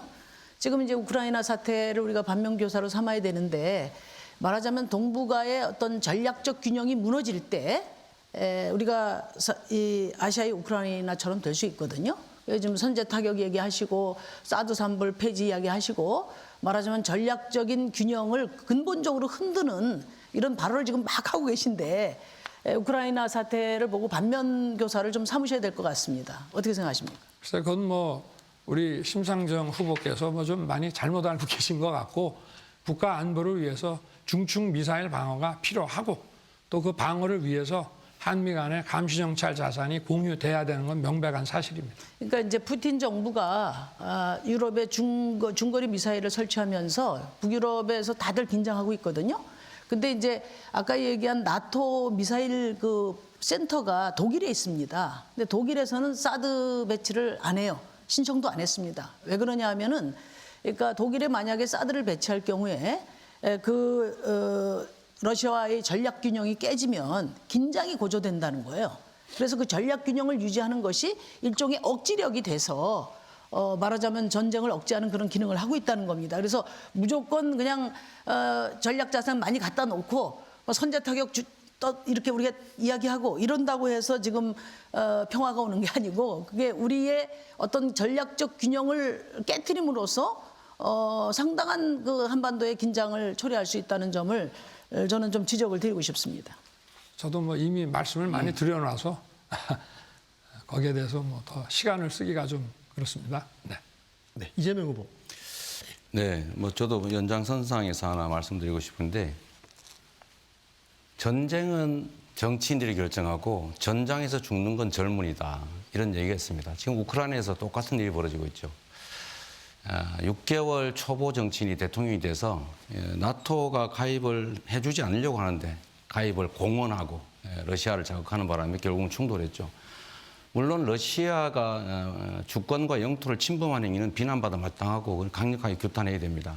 그러나 외교의 실패가 곧 전쟁을 불러온다는 아주 극명한 사례고 이 전쟁이 경제에 얼마나 악영향을 미치는지는 뭐 말할 필요가 없는 거죠. 그런 면에서 우리 윤석열 후보께서는 너무 거칠고 또 난폭해서 예를 들면 사드 배치 꼭 필요하냐 반론도 있는데 굳이 우리가 LSM도 이미 개발했는데 그걸 쓰는 것도 이상하고 두 번째로 이 선제 타격하겠다. 그 선제 타격 전쟁 개시 아닙니까? 그런 얘기를 그렇게 심하게 쉽게 하시는데 이제 좀 파악도 좀 하고 우크라이나 사태도 있고 하니까 좀 자제하시고 처리하실 생각은 없으십니까? 그래서 우리 이재명 후보께서 안보관이 좀 부족하고 내용을 잘 모르시는 것 같습니다.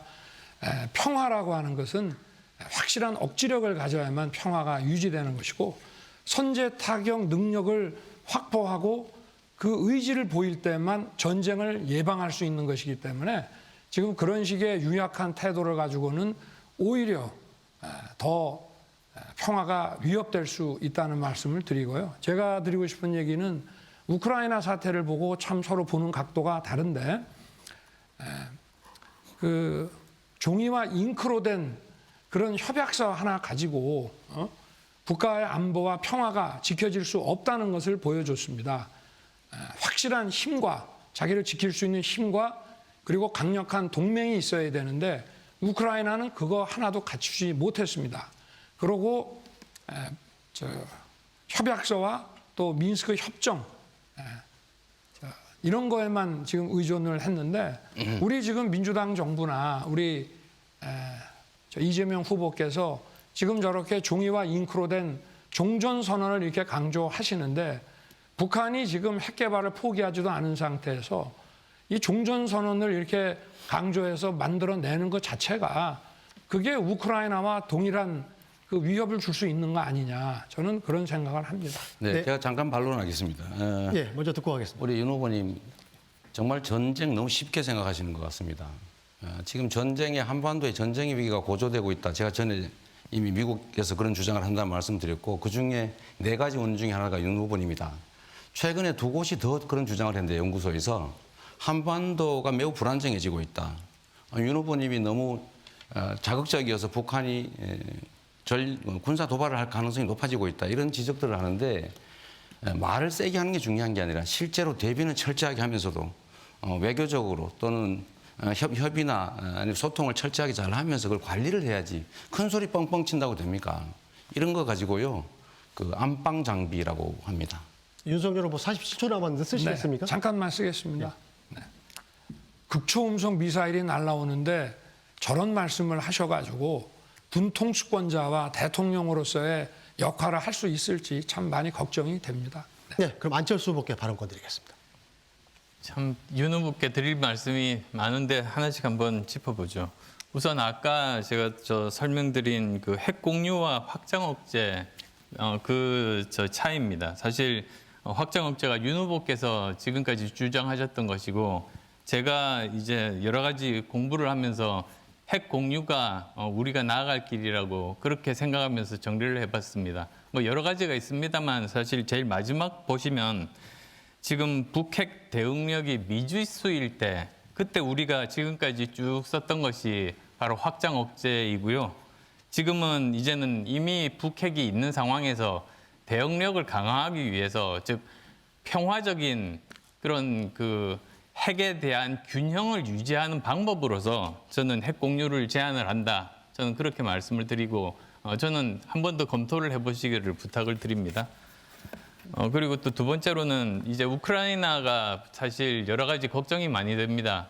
지금 현재 여러 가지 시나리오들이 벌써 몇 달 전부터 나와 있었던 것이 이곳에서 우크라이나에서 미국과 충돌을 하게 되면 미국은 지금 현재 가지고 있는 그 자원 자체가 세계에서 2곳 이상에서 전투를 수행할 수 있는 능력이 부족하기 때문에 그 틈을 타서 지금 중국이 대만을 침공할 수 있는 가능성이 있고, 그럴 때 가용한 것은 여기 주한미군밖에는 없습니다.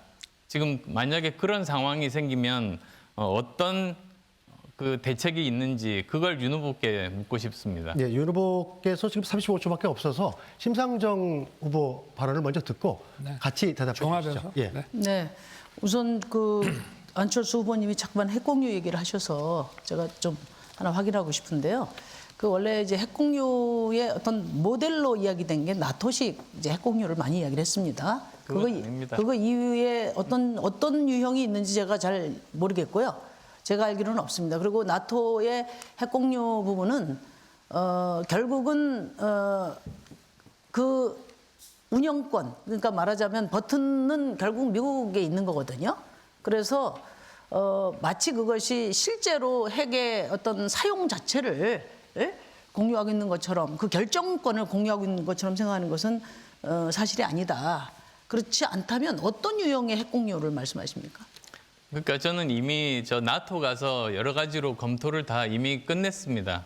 그리고 제가 말씀드리는 이 핵공유 방법은 나토식의 핵공유가 아닙니다. 나토식의 핵공유라는 것은 전술 핵을 독일이라든지 그 유럽 나라 안에다가 반입해 놓고 그것에 대해서 결정권을 서로 합의해서 그것을 사용하게 한다. 사실 상징적인 그런 의미가 있는 것이죠.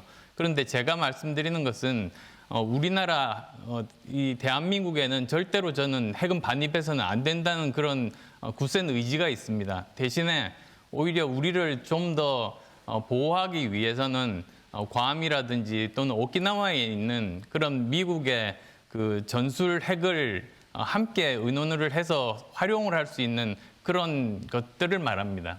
그게 지금 한미 동맹 체제의 그 한미 동맹 자산으로 지금 이미 시스템화돼 있지 않습니까? 그거 말고 지금 그게 부족합니다. 제가 그래서 아까 보여드렸었는데요.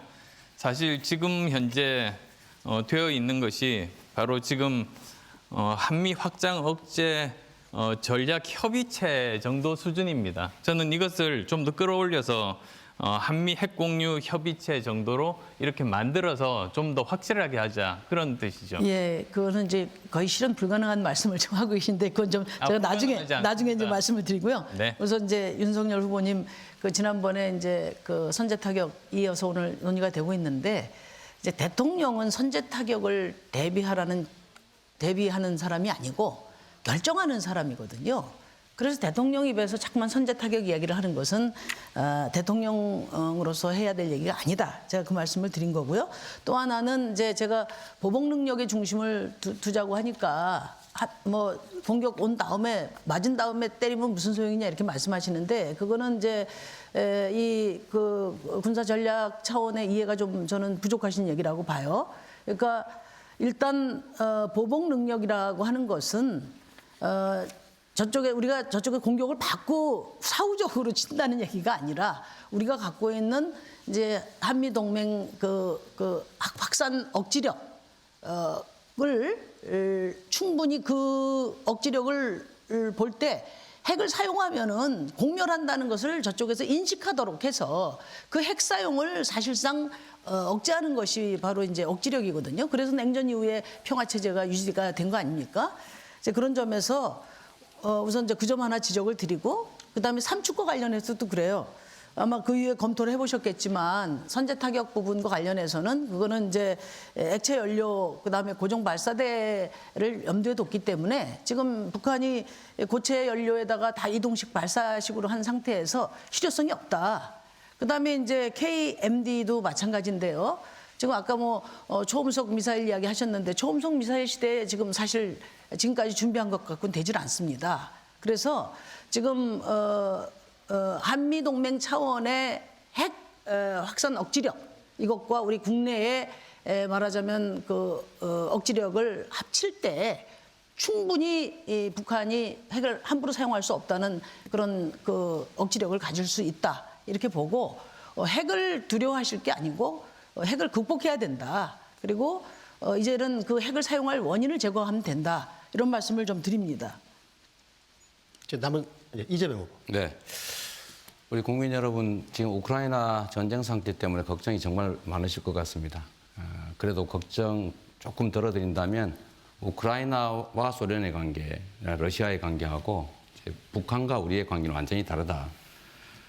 세계 최강의 이제 세계 1위 군사력을 가진 미국과 한국이 유일한 동맹 관계로 서로 잘 받쳐주고 있고, 이 우리 한국의 군사력 규모가 전 세계 6위인데다가 이제 경제력이 충분하기 때문에 우리 자체는 걱정할 필요가 없는데, 다만 제가 제일 우려하는 것은 전쟁의 위기, 군사적 갈등이 커지면서 이 경제의 타격이 너무 크게 온다는 것입니다.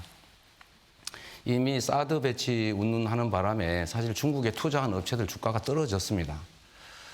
그리고 이 선제 타격 뭐 이런 얘기 하니까 결국은 한반도에 또 다시 지정학적 리스크, 코리아 디스카운트가 또 시작되는 그런 안타까움이 있는데요. 그런 정치권에서 잘 조정하고 또 그런 과격한 언사들을 좀 자중하면 충분히 극복할 수 있을 거라고 생각합니다. 제가 우리 안철수 후보님께 이거 한번 여쭤보겠습니다.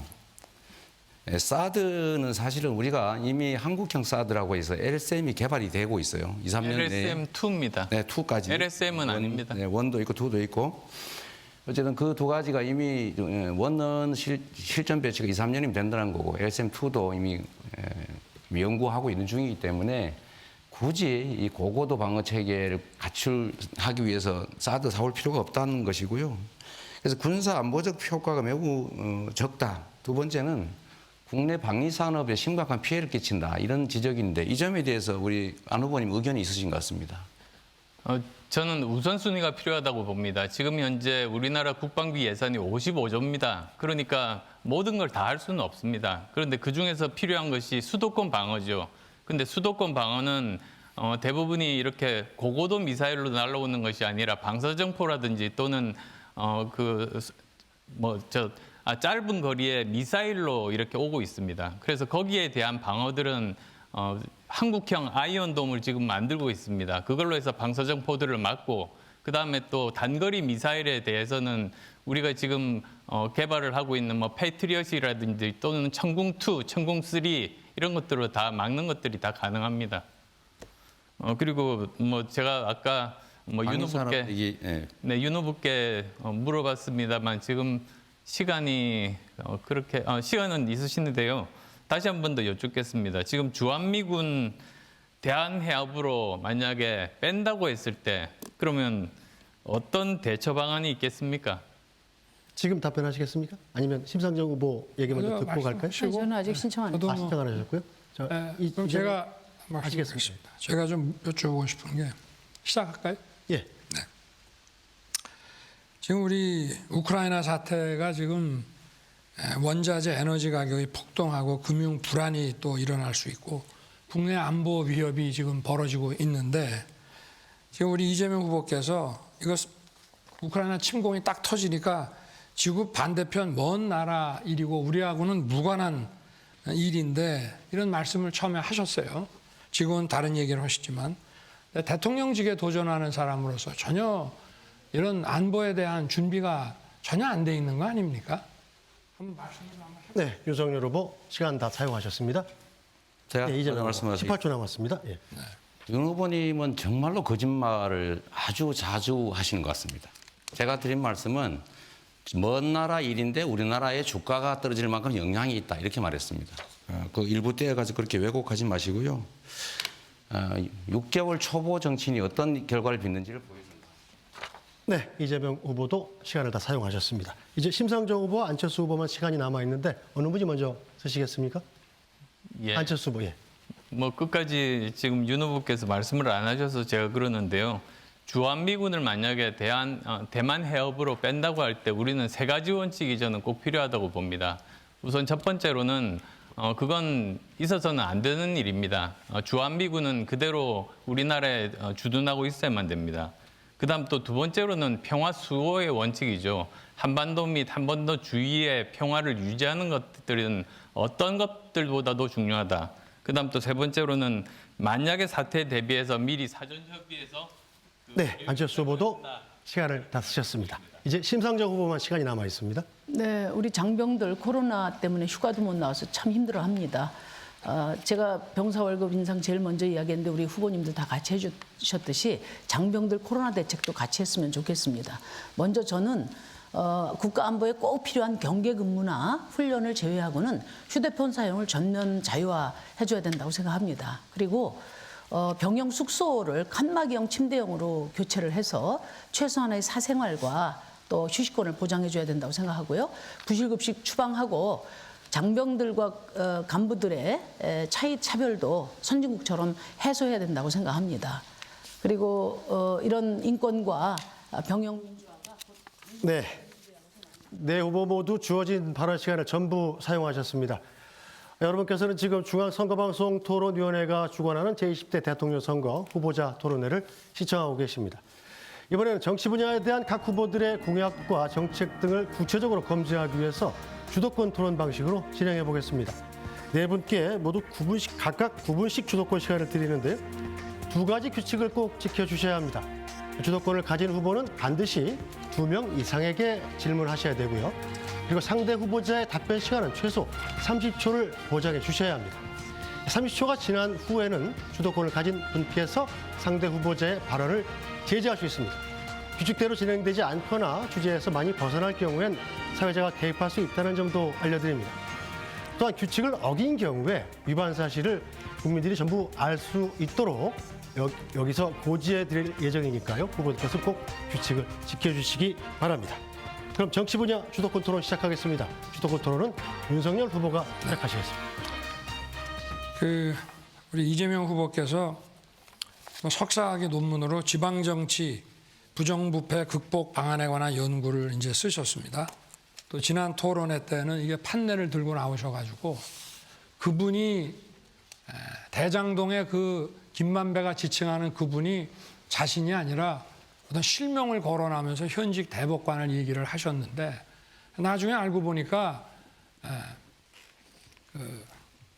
아파트 집을 사들인 그분하고 천화동인 1호 소유의 반은 그분 거라고 하는 것은 다른데 이거를 이제 거의 섞어가지고 이게 그 현직 대법관이니까 나는 아니니 나를 몸통이라고 주장을 한 윤석열 후보는 사과하라 이렇게 말씀을 하셨는데 어제 그제 그 현직 대법관께서 이제 인터뷰도 하시고 그리고 이게 내용이 완전히 다른 거라 이게 사실은 이제 이런 주장이 완전히 지금 허위로 다 드러났고요.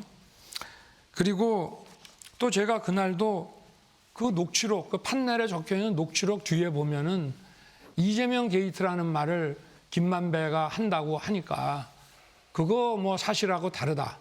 그거 사실 아니면은 후보 사퇴하겠느냐까지 하셨는데 그게 사실로 다 드러났습니다. 그리고 또 그 금년 2월 중순경에 제2경인고속도로 분당 출구 부분의 그 배수구에서 대정동 관련 문건 버려진 게 이게 발견이 됐는데 오늘 언론에서 제가 봤습니다마는 여기 보면은 그 도시개발공사의 그 정민용 그 변호사라고 이분이 그 기획본부에 있던 그분인데 우리 이재명 후보하고 독대에서 결제받았다는 이런 식의 서류 결제 내용들 이런 게 다 지금 발견이 됐습니다. 그리고 이런 거 보면은 다른 자료들도 다 보고받고 결제를 했는데 이 또 국회에서 물어보면은 이 자료 공개를 또 거부를 하고 있어요. 그래서 이런 걸 종합해서 보면은 이게 계속 그렇게 뭐 거짓말 얘기를 많이 하시는데 지금 그동안 하신 얘기들이 전부 이게 사실하고 다른 거 아니겠습니까? 네, 질문하신 건가요? 예, 30초 네. 보장 받습니다. 정말 윤 후보님 정말 문제십니다. 그들에게 도움을 준 것도 윤 후보님이죠. 저축은행 비리 수사 봐줬지 않습니까? 그들한테 이익 본 것도 윤 후보죠. 그 녹취록이 맞다면 거기 본인 죄를 많이 지어가지고 구속돼서 바로 죽을 사람이라고 돼 있어요. 그러니까 더 책임이 크다 이 말입니다. 그리고 이재명 게이트라는 말은 한참 전에 나온 얘기예요. 이 사건 터지기도 전에. 제가 말씀을 하겠습니다. 독대했다 이런 거짓말 하지 마세요. 네, 30초 됐습니다. 네. 거기 그 윤석열 그 뭐 죽을 거다라고 하는 얘기는 그 벌써 다 나온 거 보면은 제가 중앙지검장 때 법관에 대해서 많이 수사하고 기소해서 나중에 보복당할지 모른다는 그런 얘기인 것이 이미 다 언론에 다 드러났고요. 그럼 카드는 뭔 얘기예요? 잠깐만 있어 보세요. 예. 그리고 제가 몸통이라고 하는데 제가 몸통이면 제가 뭐 성남시장을 했습니까? 뭐 경기지사를 했습니까? 아니면 제가 관용 카드로 제가 뭐 초밥을 먹었습니까?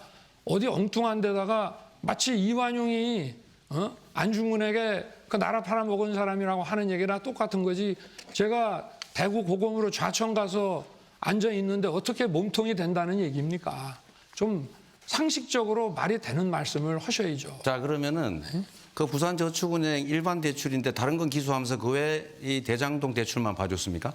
아니, 부산저축은행은 SPC 대출로 배임 혐의가 되는 부분만 기소를 한 겁니다. 일반 대출도 2건 기소하셨다니까요. 일반 대출 누가 기소합니까? 아니, 그 언론에 다 나온 얘기를 아유, 부인한다고 됩니까? 그러면 얘기하지 마시고. 한번 팩트 체크하고 아니면 어떻게 하십니까? 부산저축은행에서는 벌써 80여 명 이상 기소를 하고 56명을 구속 기소를 한. 아니, 그런데 그 중에서 왜 대장동 1,150억 불법 대출을 알면서도 기소 안 하고 봐줬냔 말이죠. 나중에 2016년인가에 결국은 다 구속돼서 아니, 2년 6개월 불법 실형 대출이 받았잖아요. 아니라 뭐 무슨 그 사람이 어디 가서 커미션 받아먹은 거를 또 기소를 안 했다면서 왜 또 불법 대출이? 조은영한테 커피는 왜 사주셨어요? 그럼 왜 타주셨어요? 저는 그 사람 본 적이 없습니다. 아니, 참. 희한하네요. 갖다 붙이려고 10년 전 자, 그럼 것까지. 3부 토건은 왜 봐주셨어요? 자, 내가 질문을 하겠습니다. 네, 이따가 물어보세요. 자, 유 후보님. 네. 일단 한 분께 더 질문을 해주시는 게 좋습니다. 그러겠습니다. 한두 개만 더 물어보고. 네. 지금 또 녹취록이 하나 발견된 거 보면은 2014년 6월 29일 밤 이제 우리 후보님이 재선하고 난 겁니다. 성남시장. 여기 보면은 김만배, 정진상, 김용, 유동규가 모여서 도원결의 의형제를 맺습니다. 그리고 김만배가 정진상, 김용에게 야, 그 전에 어디 국회의원들한테 얘기했더니 잘 안 되던데 이 대장동권 또 얘기를 하고 부탁을 합니다. 정진상은 신속하게 저희가 추진해서 마무리 짓겠습니다. 이런 얘기를 하고 우리 후보께서 이 후보께서 유동규나 나는 김만배하고 가까운 사이 아니다라고 늘 얘기를 하셨는데 적어도 측근이 되려면 정진상이나 김용 정도는 돼야지. 근데 이 네 사람이 이렇게 의형제 도원결의 맺은 게 드러났고 그리고 그 후에 이 화천대유라는 것이 이 특혜를 받아가지고 그 도시개발 그 사업자로 선정이 됩니다. 이거 보면은 그러고 또 그 다음에 또 다른 녹취록이 보도가 된 걸 보면은 남욱 변호사가 정영학 회계사한테 4천억짜리 도둑질하는데 완벽하게 하자. 이거 문제되면 게이트 수준이 아니라 대한민국 도배질할 거다. 무관도 영화 찍는 것처럼 도시개발공사 안에 우리 사람 집어넣었다. 이런 얘기 나오고 또 수사가 작년 하반기 시작이 되니까 김만배가 남욱한테 천화동인 1호가 김만배 거라고 진술해 달라. 왜냐하면 김만배가 토론장인지 네. 그 아니 제가 지금 여기 모르겠어요. 나와 있는 객관적인 무조건 자료로 있으시기 물어보는 때문에. 거니까요. 질문하셔야 돼요. 이게 지금 그분이 누구냐 갖고 막 논란이 되니까 그게 그냥 다 김만배라고 좀 진술해 달라 이렇게 얘기합니다. 이거 보면은 결국 이 네 사람과 우리 이재명 시장이 모든 것을 설계하고 승인하고 기획한 그리고 도장을 찍은 우리 이재명 후보가 몸통이라는 것이 이게 명백하게 나오지 않습니까? 네, 윤 후보님 말씀해 이제 보세요. 다른 분에게 질문을 해야 제가 답을 해야 기회를 주셔야죠. 예, 잠깐 하십시오. 네. 자, 잠시만 하겠습니다. 첫째로 그분 아무 근거 없는데 본인이 페이스북에 쓰셔가지고 지금 몇 달 동안 가지고 있는 거 명백한 허위 사실이죠. 똑같은 게 어떻게 여기는 중요 증거가 되고 본인에 관한 건 헛소리가 됩니까? 그런 식으로 수사했으니까 지금 문제가 많이 생기는 것 같고요. 두 번째로 보니까 수사를 정말로 무리하게 하시는 것 같습니다. 이게 합리적이질 않아요. 본인이 더 녹취록에 더 극렬하게 많이 나오지 않습니까? 그 점 좀 생각 좀 하고 말씀하십시오. 네. 네, 이제 다른 분께 짧게 질문하셔야 30초 답변권을 보장할 수 있습니다. 안철수 후보님께 언론에 많이 나온 거니까요. 이 지금 경기도 법인카드 가지고 우리 이 후보 배우자께서 뭐 소고기, 초밥, 뭐 백숙 뭐 이런 거 엄청나게 이제 해서 이게 뭐 누가 봐도 명백한 세금 횡령이고, 근데 이거를 또 사과하는 것도 아니고 부하 직원이 이건 잘못 쓴 거다 이렇게 이 후보님이 주장을 하신단 말이에요. 이 후보님이 만약에 대통령이 되신다면은 공직 사정이라든가 이런 감찰이라든가 이런 감사 이런 공직 기강 잡는 일이 가능하겠습니까? 한번 여쭤보겠습니다. 네, 안철수 후보님. 그건 제게 여쭤보실 일이 아닐 것 같은데요. 뭐 기본적으로 공직자는 본인이 하는 일들에 대해서 모든 것에 대해서 투명하게 국민들께 공개를 하고 거기에 대해서 판단하라고, 잘못을 했으면 사과를 하고 법적인 책임이 있으면 법적인 책임을 질 의무가 있다. 그 정도 기본적인 말씀드리겠습니다. 네. 그리고 이 업무 추진비 내역도 지금 공개를 안 하고 있는데 이거 일반 공무원들은 기관장들 다 이거 공개하고 있습니다. 근데 이거 지금 안 하고 있지 않습니까? 네, 윤석열 후보의 주도권 토론 시간 9분이 모두 끝났습니다. 자, 이제 이재명 후보의 주도권 토론 시간. 네, 우리 국민 여러분, 우리 국민의 삶과 또 국가의 미래를 놓고 논쟁해야 되는데 이런 식으로 시간 보내서 죄송합니다만 제가 말을 안 하면 또 오해가 생길 수 있어서 한두 가지만 확인하겠습니다. 윤석열 후보님 정말 입만 열면 거짓말이라고 정말 얘기할 수밖에 없는데 경기도 업무추진비 사용 내역 지금도 인터넷에 다 공개되어 있습니다. 그런 식으로 거짓말하지 마시고요. 두 번째로 아까 그분 얘기 말씀하셨는데 그분 중에 대법관 실명 말한 거는 제가 아니고 제주 도지사 하시던 분이세요. 그리고 언론에서 보도된 것이고, 세 번째로 자, 이런 대형 비리가 있으면 비리범하고 관련이 있는 거는 그 비리범을 도와준 사람, 윤석열 후보 같은 분 수사 봐주기. 저는 봐준 거 없어요. 피해를 입혔죠. 5,800억 환수했지 않습니까? 그냥 허가해서 다 가시면 그만인데 1조 3천억 투자한 거를 3억 5천 투자했다고 거짓말하세요. 수익 그 사람들 4천억인데 1조 원이라고 또 거짓말하십니다. 이런 식으로 거짓말하시면 안 된다는 말씀드리고, 또 한 가지는 그들에게 이익 본 거 아버지 집 팔고 이익 받지 않습니까? 그리고 부정 대출범들, 대장동 그 비리범들 수사 봐주기 한 거 명백해요. 일반 대출 기소했으면서 이건 빼줬단 말이에요. 이미 다 수사해놓고 왜 봐주셨어요? 그리고 그들이 그렇게 말하지 않습니까? 내가 가진 카드면 윤석열은 죽는다. 구속영장 치면 바로 죽는다. 이제 그만 부탁해라. 더 못 봐주겠다 그랬다. 이런 명확한 녹취록이 있는데 저는 윤석열 게이트다 이게. 윤석열의 몸통이다 이렇게 생각합니다. 자, 이제 그 얘기 그만하고 제가 딴 얘기 좀 말씀드리겠습니다. 우리는 사실은 다 아까 일치된 것처럼 윤 후보님만 빼고 정치 교체해야 된다. 이제 국민들의 1인 1표주의가 제대로 관철돼야 된다. 표의 등가성이 보장돼야 된다. 양당이 둘 중에 하나가 되니까 차악 선택을 강요하면서 상대방이 못하면 나한테 기어오는 이런 구태 정치 이제는 끝내야 된다. 이게 제 생각입니다. 사실 먹고 사는 문제, 안보, 질서 유지 정말로 중요합니다. 이거 근데 문제는 다 정치가 결정하지 않습니까? 근데 이게 국민들의 뜻과 좀 다르게 정치가 운영되는 게 심각한 문제라는 말씀드리고요. 그래서 저는 대표 체제를 좀 바꿔야 되겠다. 제가 아까 말씀드린 대로 비례대표제도 좀 확대하고 위성정당 금지시키고 법으로 그래서 국민들의 표가 제대로 반영이 돼서 제3의 선택이 가능한 제3당도 얼마든지 존재할 수 있는 그런 나라 만들어야 된다고 생각하는데 우리 안 후보님은 어떻게 동의하시죠? 뭐 본인이 주장하시던 거니까.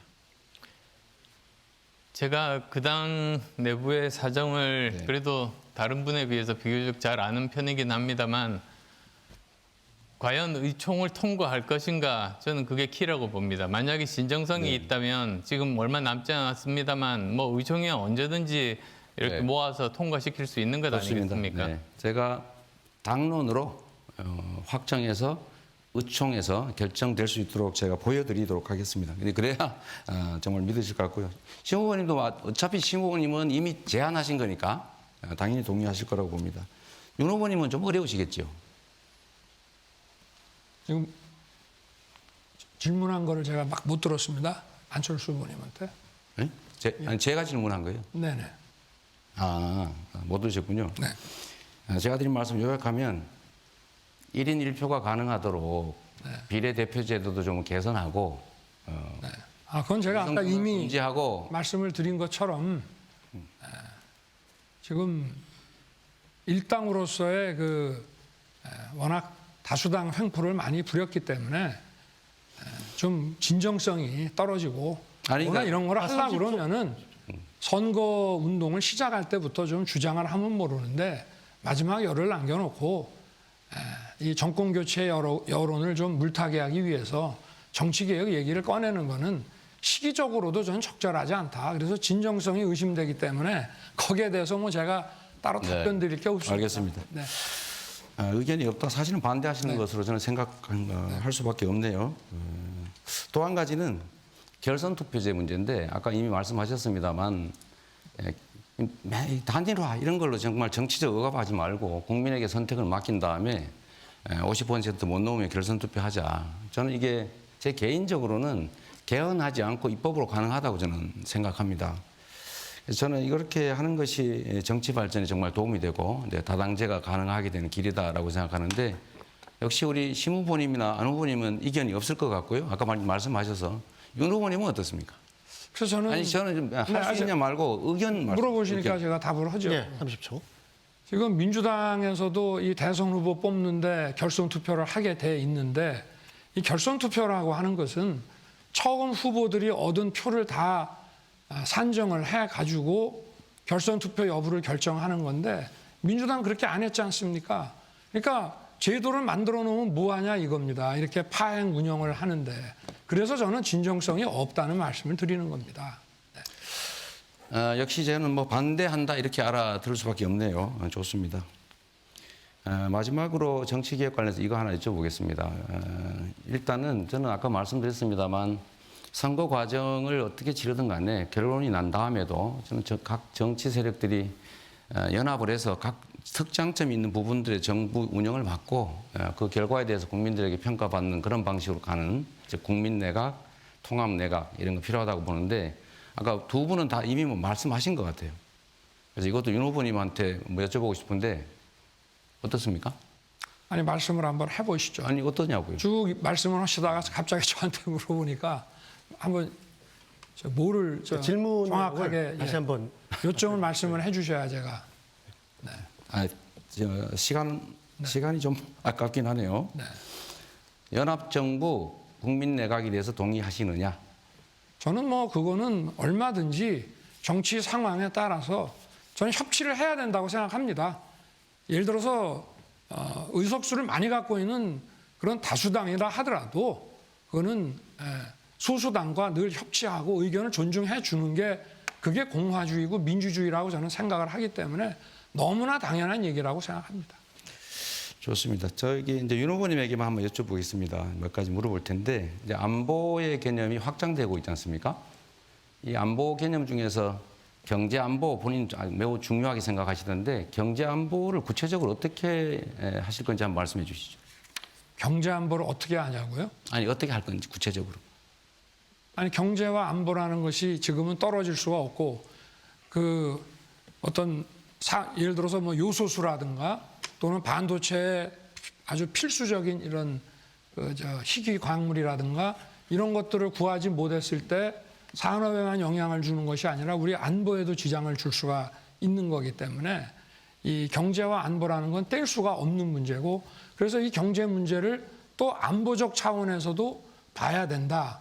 그래서 결국은 지금 알겠습니다. 네. 그렇습니다. 제가 질문한 것과 전혀 다르게 경제 안보와 경제와 안보의 관계는 다른 겁니다. 이제 경제 문제도 이제 안보 문제화돼야 된다. 국가의 안보적 접근이 필요하다. 이 말씀이라는 거 간단히 말씀드리고요. 네. 우리 윤 후보님 식량 안보 얘기도 하신 것 같아요. 그러면서 식량 안보 직불제, 탄소 중립 직불제도 하겠다. 이거 저는 좋은 의견이라고 생각하긴 하는데 구체적으로 그 내용 한번 설명해 주시죠. 우리 식량 안보라고 하는 것은 우리가 이 절대농지라는 것을 정해놓고 저희가 예를 들면 쌀이 남아돈다 하더라도 일정량의 그 곡물을 생산을 해야 된다 하는 뭐 그런 우리가 필요 최소한의 확보해야 되는 그런 것을 유지하는 거 그런 차원에서 이제 식량 안보 얘기를 하는 것이고 그렇기 때문에 이제 직불제라든가 또는 과다 생산된 거를 또 정부에서 사주기도 하고 뭐 이런 거 네. 아니겠습니까? 네. 제가 정리해드리면 그런 얘기는 전혀 아니고요. 네. 밀, 콩 같은 이제 전략 식물에 대해서 식량에 대해서 지원금을 준다 그런 뜻입니다. 글쎄 제가 말씀드렸지 않습니까? 네, 이재명 후보의 주도권 토론 시간 9분이 모두 끝났습니다. 다음 주도권 토론은 심상정 후보 차례입니다. 네, 우리 윤 후보님, 지난해 합계 출산율이 지금 0.81입니다. 현재 징병제는 이제 몇 년만 지나면 유지가 불가능해요. 그래서 병력 감축 계획이 있으십니까? 글쎄 뭐 불가피한 거 아니겠나 싶습니다. 네. 그 계획은 없으세요? 그래서 저는 직무 혼합제를 해가고 그리고 우리 국방계획 4.0으로 우리 국방을 더욱 첨단화시키고 병사 수는 좀 줄여나갈 수밖에 없는 그런 상황이기 때문에 제가 뭐 보도를 통해서 보니까 2040년까지 30만 명 감군 계획 갖고 계시더라고요. 그 정도. 예. 네. 근데 제가 이제 이번 그 대통령 선거 준비하면서 지금 이런 인구 절벽과 디지털 그 국면에서 국방부도 그렇고 정부도 그렇고 대선 후보들도 이 문제 너무 안이하게 보시는 거 아닌가. 예를 들어서 지금 징집병 2040년에 30만 징집병을 15만으로 한다 하더라도요. 제가 계산해 보면 100%를 징집하거나 아니면 복무 기간을 연장해야 될 상황입니다. 네. 근데 이런 것 검토가 중요하지 않으신가요? 그래서 지금 저는 그 안보를 중시하는 그 국민의힘에서조차 왜 이렇게 절박한 인구 절벽에 따른 군 혁신에 대한 관심이 없나 지금 의아합니다. 드릴까요? 네, 말씀하시죠. 그래서 지금 군의 여러 그 병과 중에 나머지 전투병과를 제외한 나머지는 가급적 민간인으로 대체하면서 하고 그리고 사명 기간이 마치고 나면 자기가 전문 병과로 해가지고 부사관제로 해서 연장 근무를 하면서 거기에는 이제 거기에 맞춘 처우를 하고 그렇게 해서 또 나중에 사회에 나올 때 일자리를 제대로 찾을 수 있게 지원을 하는 이런 식으로 이제 갈 수밖에 없지 않느냐. 징집병만으로는 채울 수 없기 때문에 네, 이제요. 그렇게 보고 있습니다. 그러면 뭐 모병제를 도입을 하시겠다는 뜻입니까? 그러니까 직무 혼합제라고 아까 말씀을 드렸지 않습니까? 네, 그 계획은 또 새롭게 오늘 들었는데. 아닙니다. 진작부터 말씀드렸습니다. 지금 국민의힘 방안이 제가 받은 그 보도에 따르면은 모병제는 20년 후에 검토한다고 아닙니다. 했어요? 그건 전체 모병제는 그렇게 검토할 수 있지만 직무 혼합제는 제가 작년 9월부터 말씀을 그러니까 지금 뭐냐면 지금보다 20만 명이 줄어도 20년 후에 하면은 윤석열 후보님의 30만 군은 그러니까 그 의무만 부과된 징집병으로 구성된 군대고 이제 제가 하는 모병제 30만은 전문 군사 병사 제도로 훈련된 그런 모병제란 말이에요. 그러니까 즉 병력 감축 문제하고 그다음에 디지털 강군을 만드는 거 하고 모병제는 한 세트라고요. 근데 지금 뭐 서둘러서 이래저래 공약을 내다 보니까 지금 후보님들 공약에 이 점이 굉장히 충실하지 않다 이 점을 좀 지적을 드리고요. 저는 이제 2030년까지 상비군 30만 목표군으로 축소한다는 겁니다.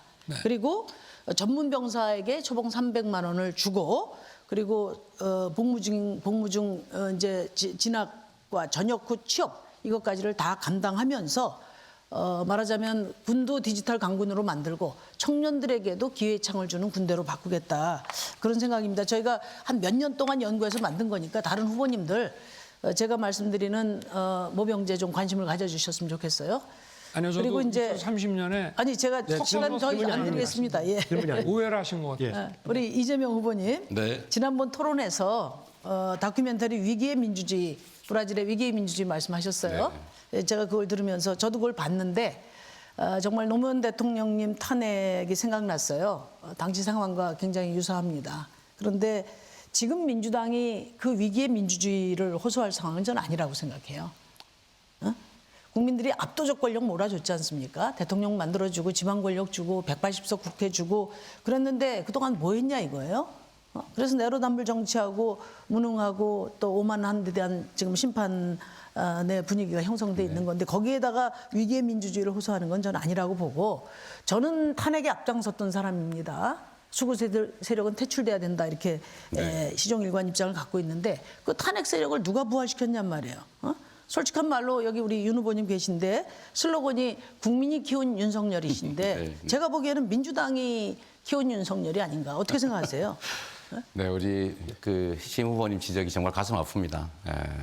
정말 가슴 콕콕 찌르는 것 같은데요. 지적이 대체적으로 제가 동의합니다. 부족했고 오만했고 그래서 지금 대가를 치르고 있는 것이고 또 성찰하고 사과드리고 있다는 말씀 먼저 하나 드리고요.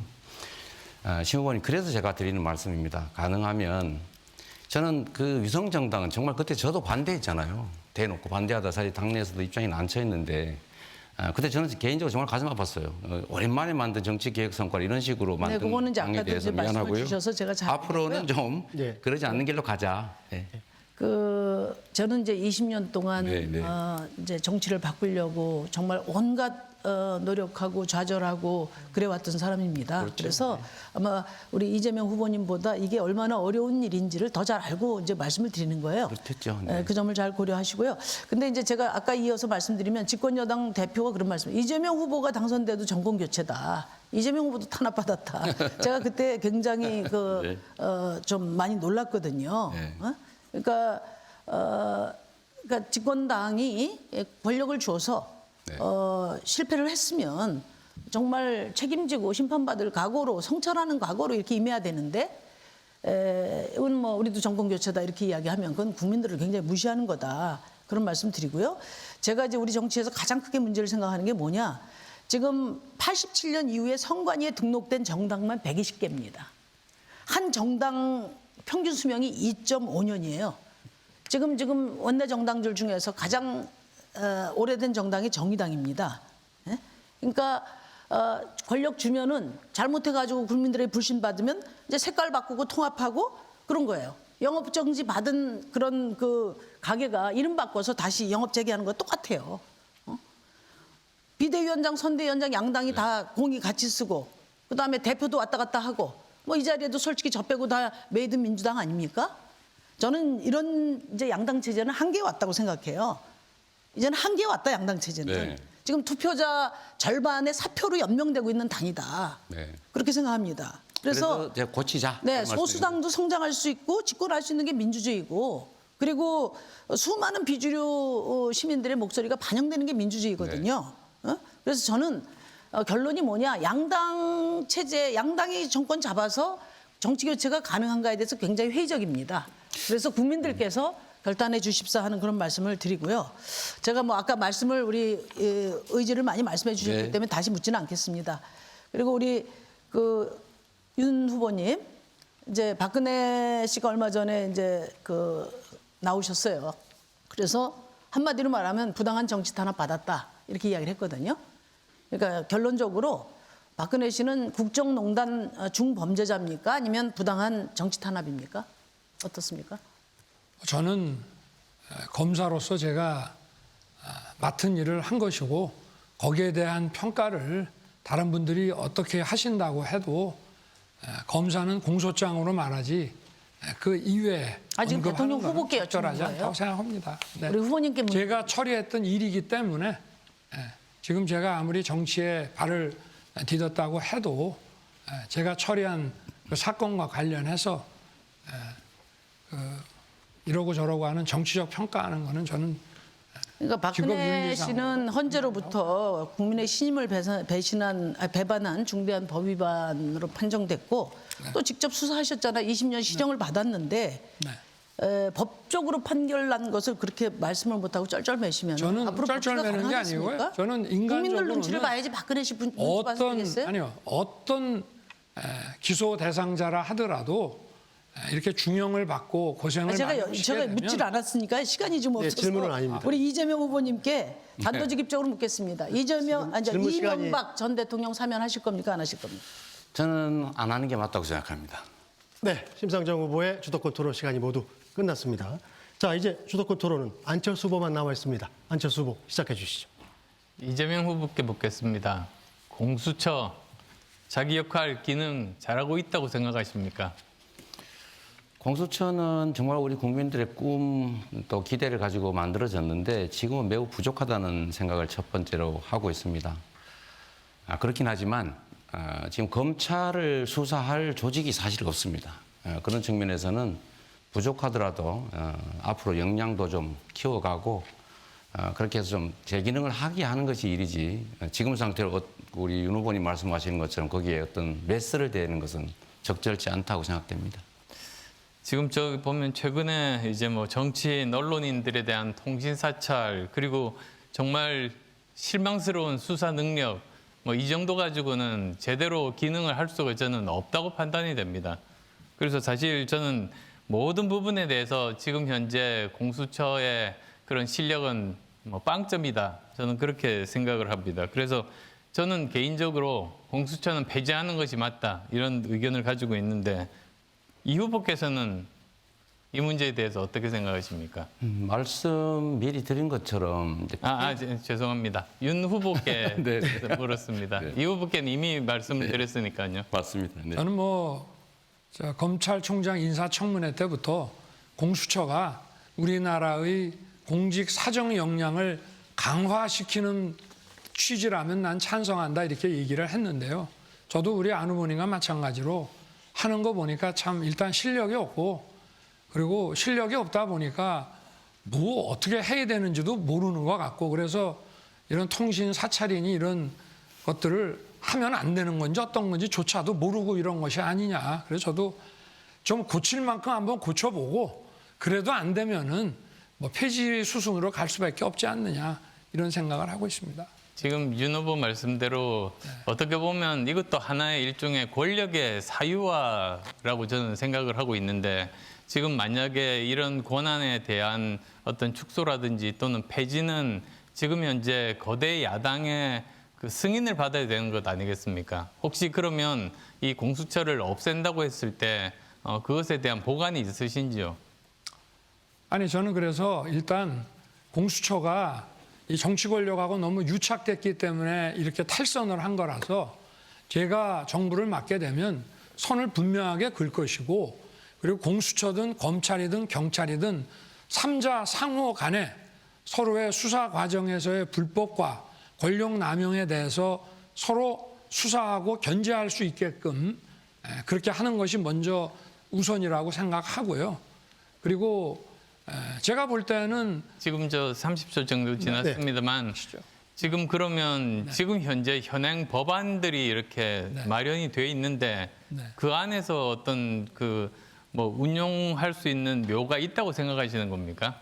아니 저는 정권이 바뀌면은 지금 거대 야당도 이 공수처가 잘못하면 또 자기들에게 또 공격을 할 수가 있기 때문에 공수처를 좀 합당하게 개편하는 거에 대해서는 반대 안 할 거라고 생각합니다. 행정부가 어떻게 돌아가는지를 아시면은 사실은 해법은 간단합니다. 사실 국회에서 예산 배정하지만 집행은 행정부가 합니다. 그래서 뭐 예를 들자면 이 공수처에 대해서 인건비를 최소한으로 배정을 하는 겁니다. 그건 할 수가 있습니다. 그렇게 되면은 사실상 공수처가 수사 기능을 작동하지 못하도록 할 수가 있는 겁니다. 저는 이게 가장 간단한 그런 방법이고 이런 상황에서 민주당과 함께 협의를 해서 이것을 폐지하는 그것이 올바른 수순이다. 그것이 정답이다. 저는 그렇게 생각을 하고 있습니다. 제가 또 한 번 더 다른 분야 좀 이재명 후보께 묻겠습니다. 저는 이재명 후보께서도 그러셨죠. 한국 정치에서 가장 큰 문제가 사실 진영 문제 아닙니까? 거기에 대해서도 본인도 피해를 입었다고 이제 말씀을 하셨습니다만 그게 가장 적나라하게 드러나는 것이 바로 상대방에 대한 증오와 배제의 감정입니다. 이건 이성적인 어떤 그런 이유가 있는 것이 아닙니다. 근데 그러다 보니까 또 수사기관들은 또 거기에 알아가지고 그것에 따라서 정치 보복으로 스스로 이렇게 만들지 않습니까? 이것이 이제 악순환의 반복인데 저는 앞으로 정말 불법에 대해서는 모든 사람은 법 앞에 평등해야 된다. 그 원칙은 대한민국에서 민주주의 사회에서 절대로 지켜둬야 하지만 이 정치 보복에 대해서는 다음 대통령은 누가 되더라도 해서는 안 된다. 저는 그런 신념을 가지고 있습니다. 거기에 대해서는 어떻게 생각하십니까? 뭐 전적으로 공감합니다. 있는 죄를 덮자는 게 아니고 정치적 목표를 정한 다음에 특정 부분을 먼지 털듯이 기획사정해가지고 작은 거 키우고 없는 거 만들고 이런 정치 보복하면 절대 안 된다는 것이고요. 우리 정치사가 가장 불행해진 것이 바로 이 정치 보복 때문인데 정말 우리 윤석열 후보님 정치 보복 냄새나는 말씀 좀 덜 해주시면 정말 좋겠다 그런 생각 듭니다. 보복은 사전에 없다고 말씀. 그러면 또 윤 후보께 묻겠습니다. 윤 후보께서는 이런 정치 보복 하지 않으시겠습니까? 보복하면 제가 여러 번 말씀드렸는데 보복을 하면 국민들이 가만히 놔두겠습니까? 결국은 공정한 시스템에 의해서 처리가 되죠. 네. 그럼 이제 남은 심상정 후보께서는 정치 보복 또 어떻게 생각하십니까? 그러니까 정치 보복은 그거는 이제 민주주의를 위협하는 행동이라고 생각합니다. 정치 보복은 그러면 뭐 사법적 시스템도 다 무력화되는 것이고 또 국민이 그 검증하는 체제도 다 벗어나서 일종의 이제 폭력적인 그런 독재를 하겠다는 거와 다름 아니기 때문에 그것은 헌정 질서를 유린한 그런 대통령으로 국민들로부터 응징받을 거라고 저는 생각합니다. 네, 지금 말씀을 들어보니까 사실 이 부분에 대해서는 저 포함한 4명의 후보들이 모두 다 정치 보복은 있어서는 안 된다. 거기에 대해서는 뜻을 모두 다 같이 하는 것 같습니다. 그럼 사실 이 문제에 대해서는 정치 보복 대국민 선언을 저는 함께 할 수 있다고 생각하는데 다들 어떻게 생각하시는지요? 너무 당연한 말씀이라서. 네, 저도 그렇습니다. 네. 그게 뭐 우리 헌법의 자유민주주의 기본 원칙인데 그걸 뭐 선언까지 해야 되는지 뭐 하면 또 뭐 나쁠 거야 없겠습니다만은 하여튼 너무 당연한 말씀입니다. 그거는 네. 예, 저는 선언은 필요하다고 생각합니다. 네. 아마도 그러면 이 방송 보시는 많은 국민들께서 안심하실 겁니다. 다만 정말 모든 사람들은 법 앞에서 평등하니까 법을 어긴 사람까지 봐주자는 건 아닙니다. 그렇지만 없는 것도 뒤져가지고 어떻게 해서든 감옥에 집어넣는 것이 사실 지금까지 정치 보복이었지 않습니까? 그런 불행한 역사는 이제부터 바로 이 시점부터는 누가 대통령이 되든 다시는 반복하지 않아야 한다. 저는 그 말씀을 드리고 싶고요. 이제 50초 정도 남았습니다만 마지막으로 제가 이 후보께 묻겠습니다. 종전선언을 반대하는 게 친일을 넘어서 반역행위라고 말씀을 하셨었는데요. 사실 저는 이게 좀 이해가 가지 않습니다. 설명 부탁드립니다. 한반도의 가장 심각한 문제는 정전, 법률상은 여전히 휴전 상태다. 전쟁이 종료된 것은 아니고 멈춘 상태다. 이런 상태 아니겠습니까? 그런데 우리 윤 후보님이 말씀하시는 것처럼 종전선언은 선언일 뿐이기 때문에 무슨 주한미군의 지위나 또 이런 데 영향을 미치는 것도 아닙니다. 다만 저는 정략적 이유로 우리가 전쟁 상태를 벗어나자는 것에 대해서 반대하는 것은 정말로 반국가적인 그런 생각이다. 네, 그 이제 말씀을 거의 다 드렸던 것입니다. 끝났으니까 그냥 제 결론만 말씀드리고 싶습니다. 네, 마무리 발언 기회가 있고요. 자, 지금 시간을 잘 지켜주셔서 네. 마무리 발언을 원래 1분씩 드리려고 예정을 했었는데 각자 2분 반씩 드릴 수 있게 됐습니다. 자, 이렇게 정치 분야에 대한 주도권 토론 이제 끝내고요. 오늘 토론 과정에서 주제와 관련해서 못다 하신 말씀이나 강조하고 싶은 점 마무리 발언 기회 드리겠습니다. 발언 시간은 2분 반씩 드릴 거고요. 먼저 이재명 후보 차례입니다. 네, 감사합니다.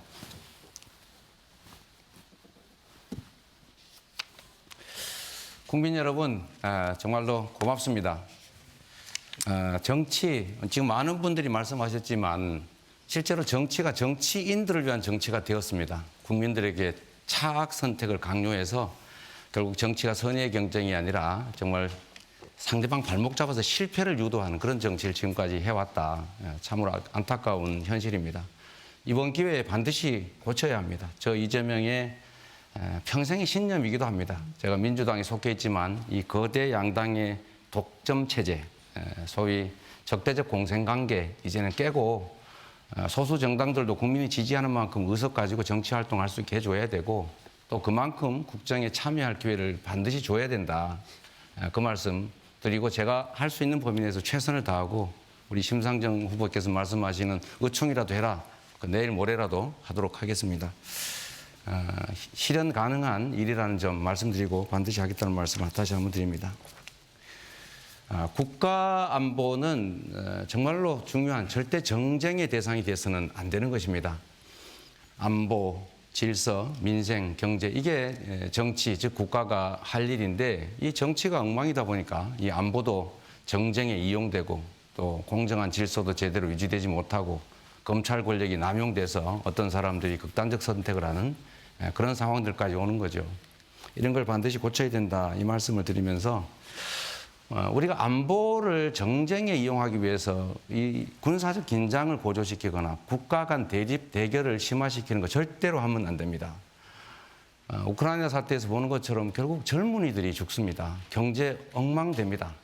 그렇기 때문에 상대를 안 해도 될 위협을 해서 괜히 군사적 긴장을 심화시키고 국제사회가 걱정하게 만드는 일, 선제 타격 이런 얘기 하면 안 된다.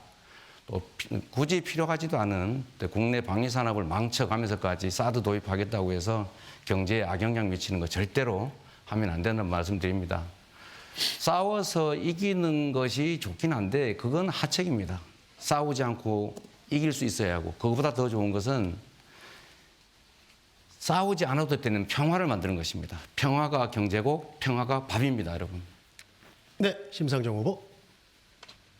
예, 존경하는 국민 여러분, 저는 20년 동안 진보 정치의 외길을 걸어왔습니다. 그동안 오늘 뭐 정치개혁에 대한 많은 얘기가 있었지만 숱한 좌절을 딛고 이 한 길을 걸어왔습니다. 저를 사랑하는 많은 분들이 이제 심상정 그만 고생하고 큰 당 가서 하면 어때? 이런 얘기를 많이 들었습니다마는 저는 가지 않았습니다. 왜냐하면 제가 정치를 하려고 했던 것은 우리 사회 수많은 시민들, 이 비주류가 주류가 되는 정치를 꿈꿨기 때문입니다. 변방이 중심이 되고 비주류가 중심이 될 때 그것이 역사적 진보고 민주주의 발전이라고 믿었기 때문입니다. 진보정당 20년 동안 노동, 평등, 복지 이런 금기어들을 시대정신으로 만들었고 또 수많은 이름 없는 목소리들을 정치 테이블에 올려놨습니다. 여러 가지 부족한 점이 많지만 정치는 좌우의 날개로 날아야 균형 있게 날 수 있습니다. 정의당에 주시는 한 표, 가장 영향력 있는 산표가 될 것이라는 점을 다시 한번 우리 국민 여러분께 말씀드립니다.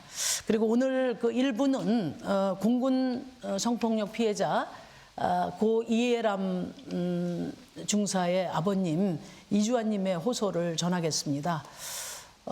조직이 나를 버렸다면서 돌아가신 지가 10개월이 됐습니다. 그럼에도 불구하고 이 부모님들이 장례를 치르지 못하고 계십니다. 아무도 제대로 책임지지 않았기 때문입니다. 성폭력 가해자가 1심에서 유일하게 유죄를 받았는데요.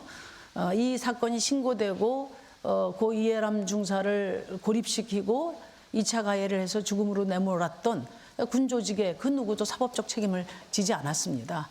군대에서 발생하는 비극은 군의 장막 속에서 가려지고 은폐돼 왔습니다. 부모님들은 특검을 요구하고 있습니다. 지금 야3당은 다 특검에 동의하고 법안을 공동으로 발의했습니다. 여당에서 결단해 주시기 바랍니다. 이 자리에 있는 대선 후보들께서 좀 애써주시고 특히 여당 후보이신 이재명 후보님께서 여당만 지금 동참을 안 하고 계시거든요. 그래서 고 이해람 중사 특검을 해서 고인을 고이 보내드릴 수 있도록 협력해 주시면 감사하겠습니다. 네, 안철수 후보. 사랑하고 존경하는 국민 여러분, 두 가지 말씀드리겠습니다. 우선 조금 전에 그 이야기가 나왔습니다. 바로 종전선언에 관한 것입니다. 근데 저는 종전선언이라는 것이 비핵화를 비핵화 회담을 하기 위해서 먼저 하면 안 된다고 생각합니다. 오히려 저는 비핵화를 협상을 하면 그 과정 내에서 한 단계로서 할 수 있는 것이지 먼저 그것을 내어주고 나서는 오히려 거기에 따라서 여러 가지 부작용들, 예를 들면 미군 철수라든지 유엔군 해체라든지 여러 가지 또 그 불합리한 요구들이 저는 올까봐 그런 것들이 예상이 되기 때문에 그런 것은 옳지 않다. 오히려 이런 문제들일수록 대한민국 정부가 혼자서 결정하지 말고 미국과 그리고 또 국제사회와 공조를 하면서 이 문제를 해결해야 된다는 그 말씀을 드리고 싶습니다. 그리고 사실 제가 오늘 마무리 발언을 어떤 말씀을 드릴까 생각을 해봤습니다. 바로 27년 전에 고 이건희 삼성 회장께서 하신 말씀이 떠올랐습니다. 그때 이런 말씀을 하셨죠. 기업은 이류, 행정은 삼류, 그리고 정치는 사류다. 그런데 지금 어떻습니까? 지금 기업은 인류입니다. 그런데 정치는 계속 사류에 머무르고 있습니다. 그건 결국 기득권 양당이 서로 편가르고 싸우면서 이긴 쪽이 국민 세금 나눠 먹기를 하는 이것 때문입니다. 이것 때문에 결국은 이러한 구태 정치가 결국은 필연적으로 무능하고 부패한 정부를 만들어서 많은 사람들을 고통에 겪게 만드는 것이죠. 저는 그것을 바꾸려고 정치를 사실은 시작을 한 겁니다. 제가 가장 많이 듣는 얘기 중에 하나가 왜 그냥 편하게 교수하면서 존경받으면서 살지 정치하느냐 그렇게 물어보는 분들이 계십니다. 저는 그분들께 말씀드립니다. 그러면 저는 저 혼자 따뜻한 곳에서 잘 먹고 잘 살고 존경은 받으면서 이웃의 아픔은 그냥 두면 그게 정말로 바라는 삶, 좋은 삶이냐고. 저는 그렇게 하기 싫습니다. 그게 바로 제가 정치하는 이유고 꼭 바꾸겠습니다. 네, 윤석열 후보. 국민 여러분, 저는 26년간 국민을 괴롭히고 약탈하는 부정부패와 싸워왔습니다. 저는 이쪽 저쪽 가리지 않았고 인사불이익도 여러 번 받았습니다. 저는 검사직을 수행하면서 제 개인적인 사익을 쫓은 적이 한 번도 없습니다. 제가 나이 50이 넘어 결혼했습니다마는 정말 전세 한 칸 없이 그렇게 공직 생활을 해왔습니다. 정치 보복이라고 하는 것은 자기의 이익을 위해서, 사익을 위해서, 권력자의 사익을 위해서 또 그 하수인인 칼든 관계자들이 있다면은 그 사람들도 자기들의 인사와 사익을 위해서 하는 것입니다. 저는 부정부패와 싸우면서 단 한 번도 사익을 취해본 적이 없기 때문에 제게 정치 보복이라고 하는 것은 있을 수 없다는 것을 분명히 말씀드립니다. 그리고 지금 이 우크라이나 사태를 보는 각도가 서로 다르기는 합니다마는 결국은 우리가 스스로 지킬 힘과 강력한 동맹이 없다면은 말뿐인 또 종이와 잉크로만 되어 있는 그런 협약서라든지 선언문 가지고 절대 평화가 유지될 수 없고 평화는 힘에 의해서 유지되는 것이라 했습니다. 평화를 원하거든 전쟁을 준비하라 했습니다. 그거는 전쟁을 막기 위해서, 전쟁을 억제하기 위해서 우리 청년들이 죽어나가지 않게 하기 위해서 우리가 이렇게 하는 것입니다. 그래서 이거를 전쟁광이다 이렇게 주장을 한다면은 그게 오히려 평화를 더 위협하고 나라를 위험에 빠뜨리는 일이라고 생각합니다. 국민 여러분께서 비정치인인 정말 한 8개월밖에 안 된 신출내기를 이 자리까지 불러주신 이유는 이 나라의 흐트러진 법과 어떤 상식 이것을 분명히 세워서 이걸 기초로 국가 발전이 될 수 있게 기틀을 닦으라는 그런 뜻으로 알고 매진하겠습니다. 네, 네 후보의 마무리 발언까지 모두 잘 들었습니다. 오늘 이 시간이 유권자 여러분의 선택에 조금이라도 도움이 되셨길 바랍니다. 열띤 토론 벌여주신 네 후보님 수고 많으셨고요. 함께해 주신 시청자 여러분께도 감사를 드립니다. 제20대 대통령 선거 이제 2주도 채 남지 않았죠. 중앙선거방송 토론위원회가 주관하는 마지막 후보자 토론회는 오늘 3월 2일 수요일 사야 분야를 주제로 저녁 8시에 생방송됩니다. 국민 여러분, 끝까지 많은 관심과 시청 부탁드립니다. 제20대 대통령 선거를 앞두고 중앙선거방송 토론위원회가 주관한 두 번째 후보자 토론회 여기서 마치겠습니다. 여러분 고맙습니다.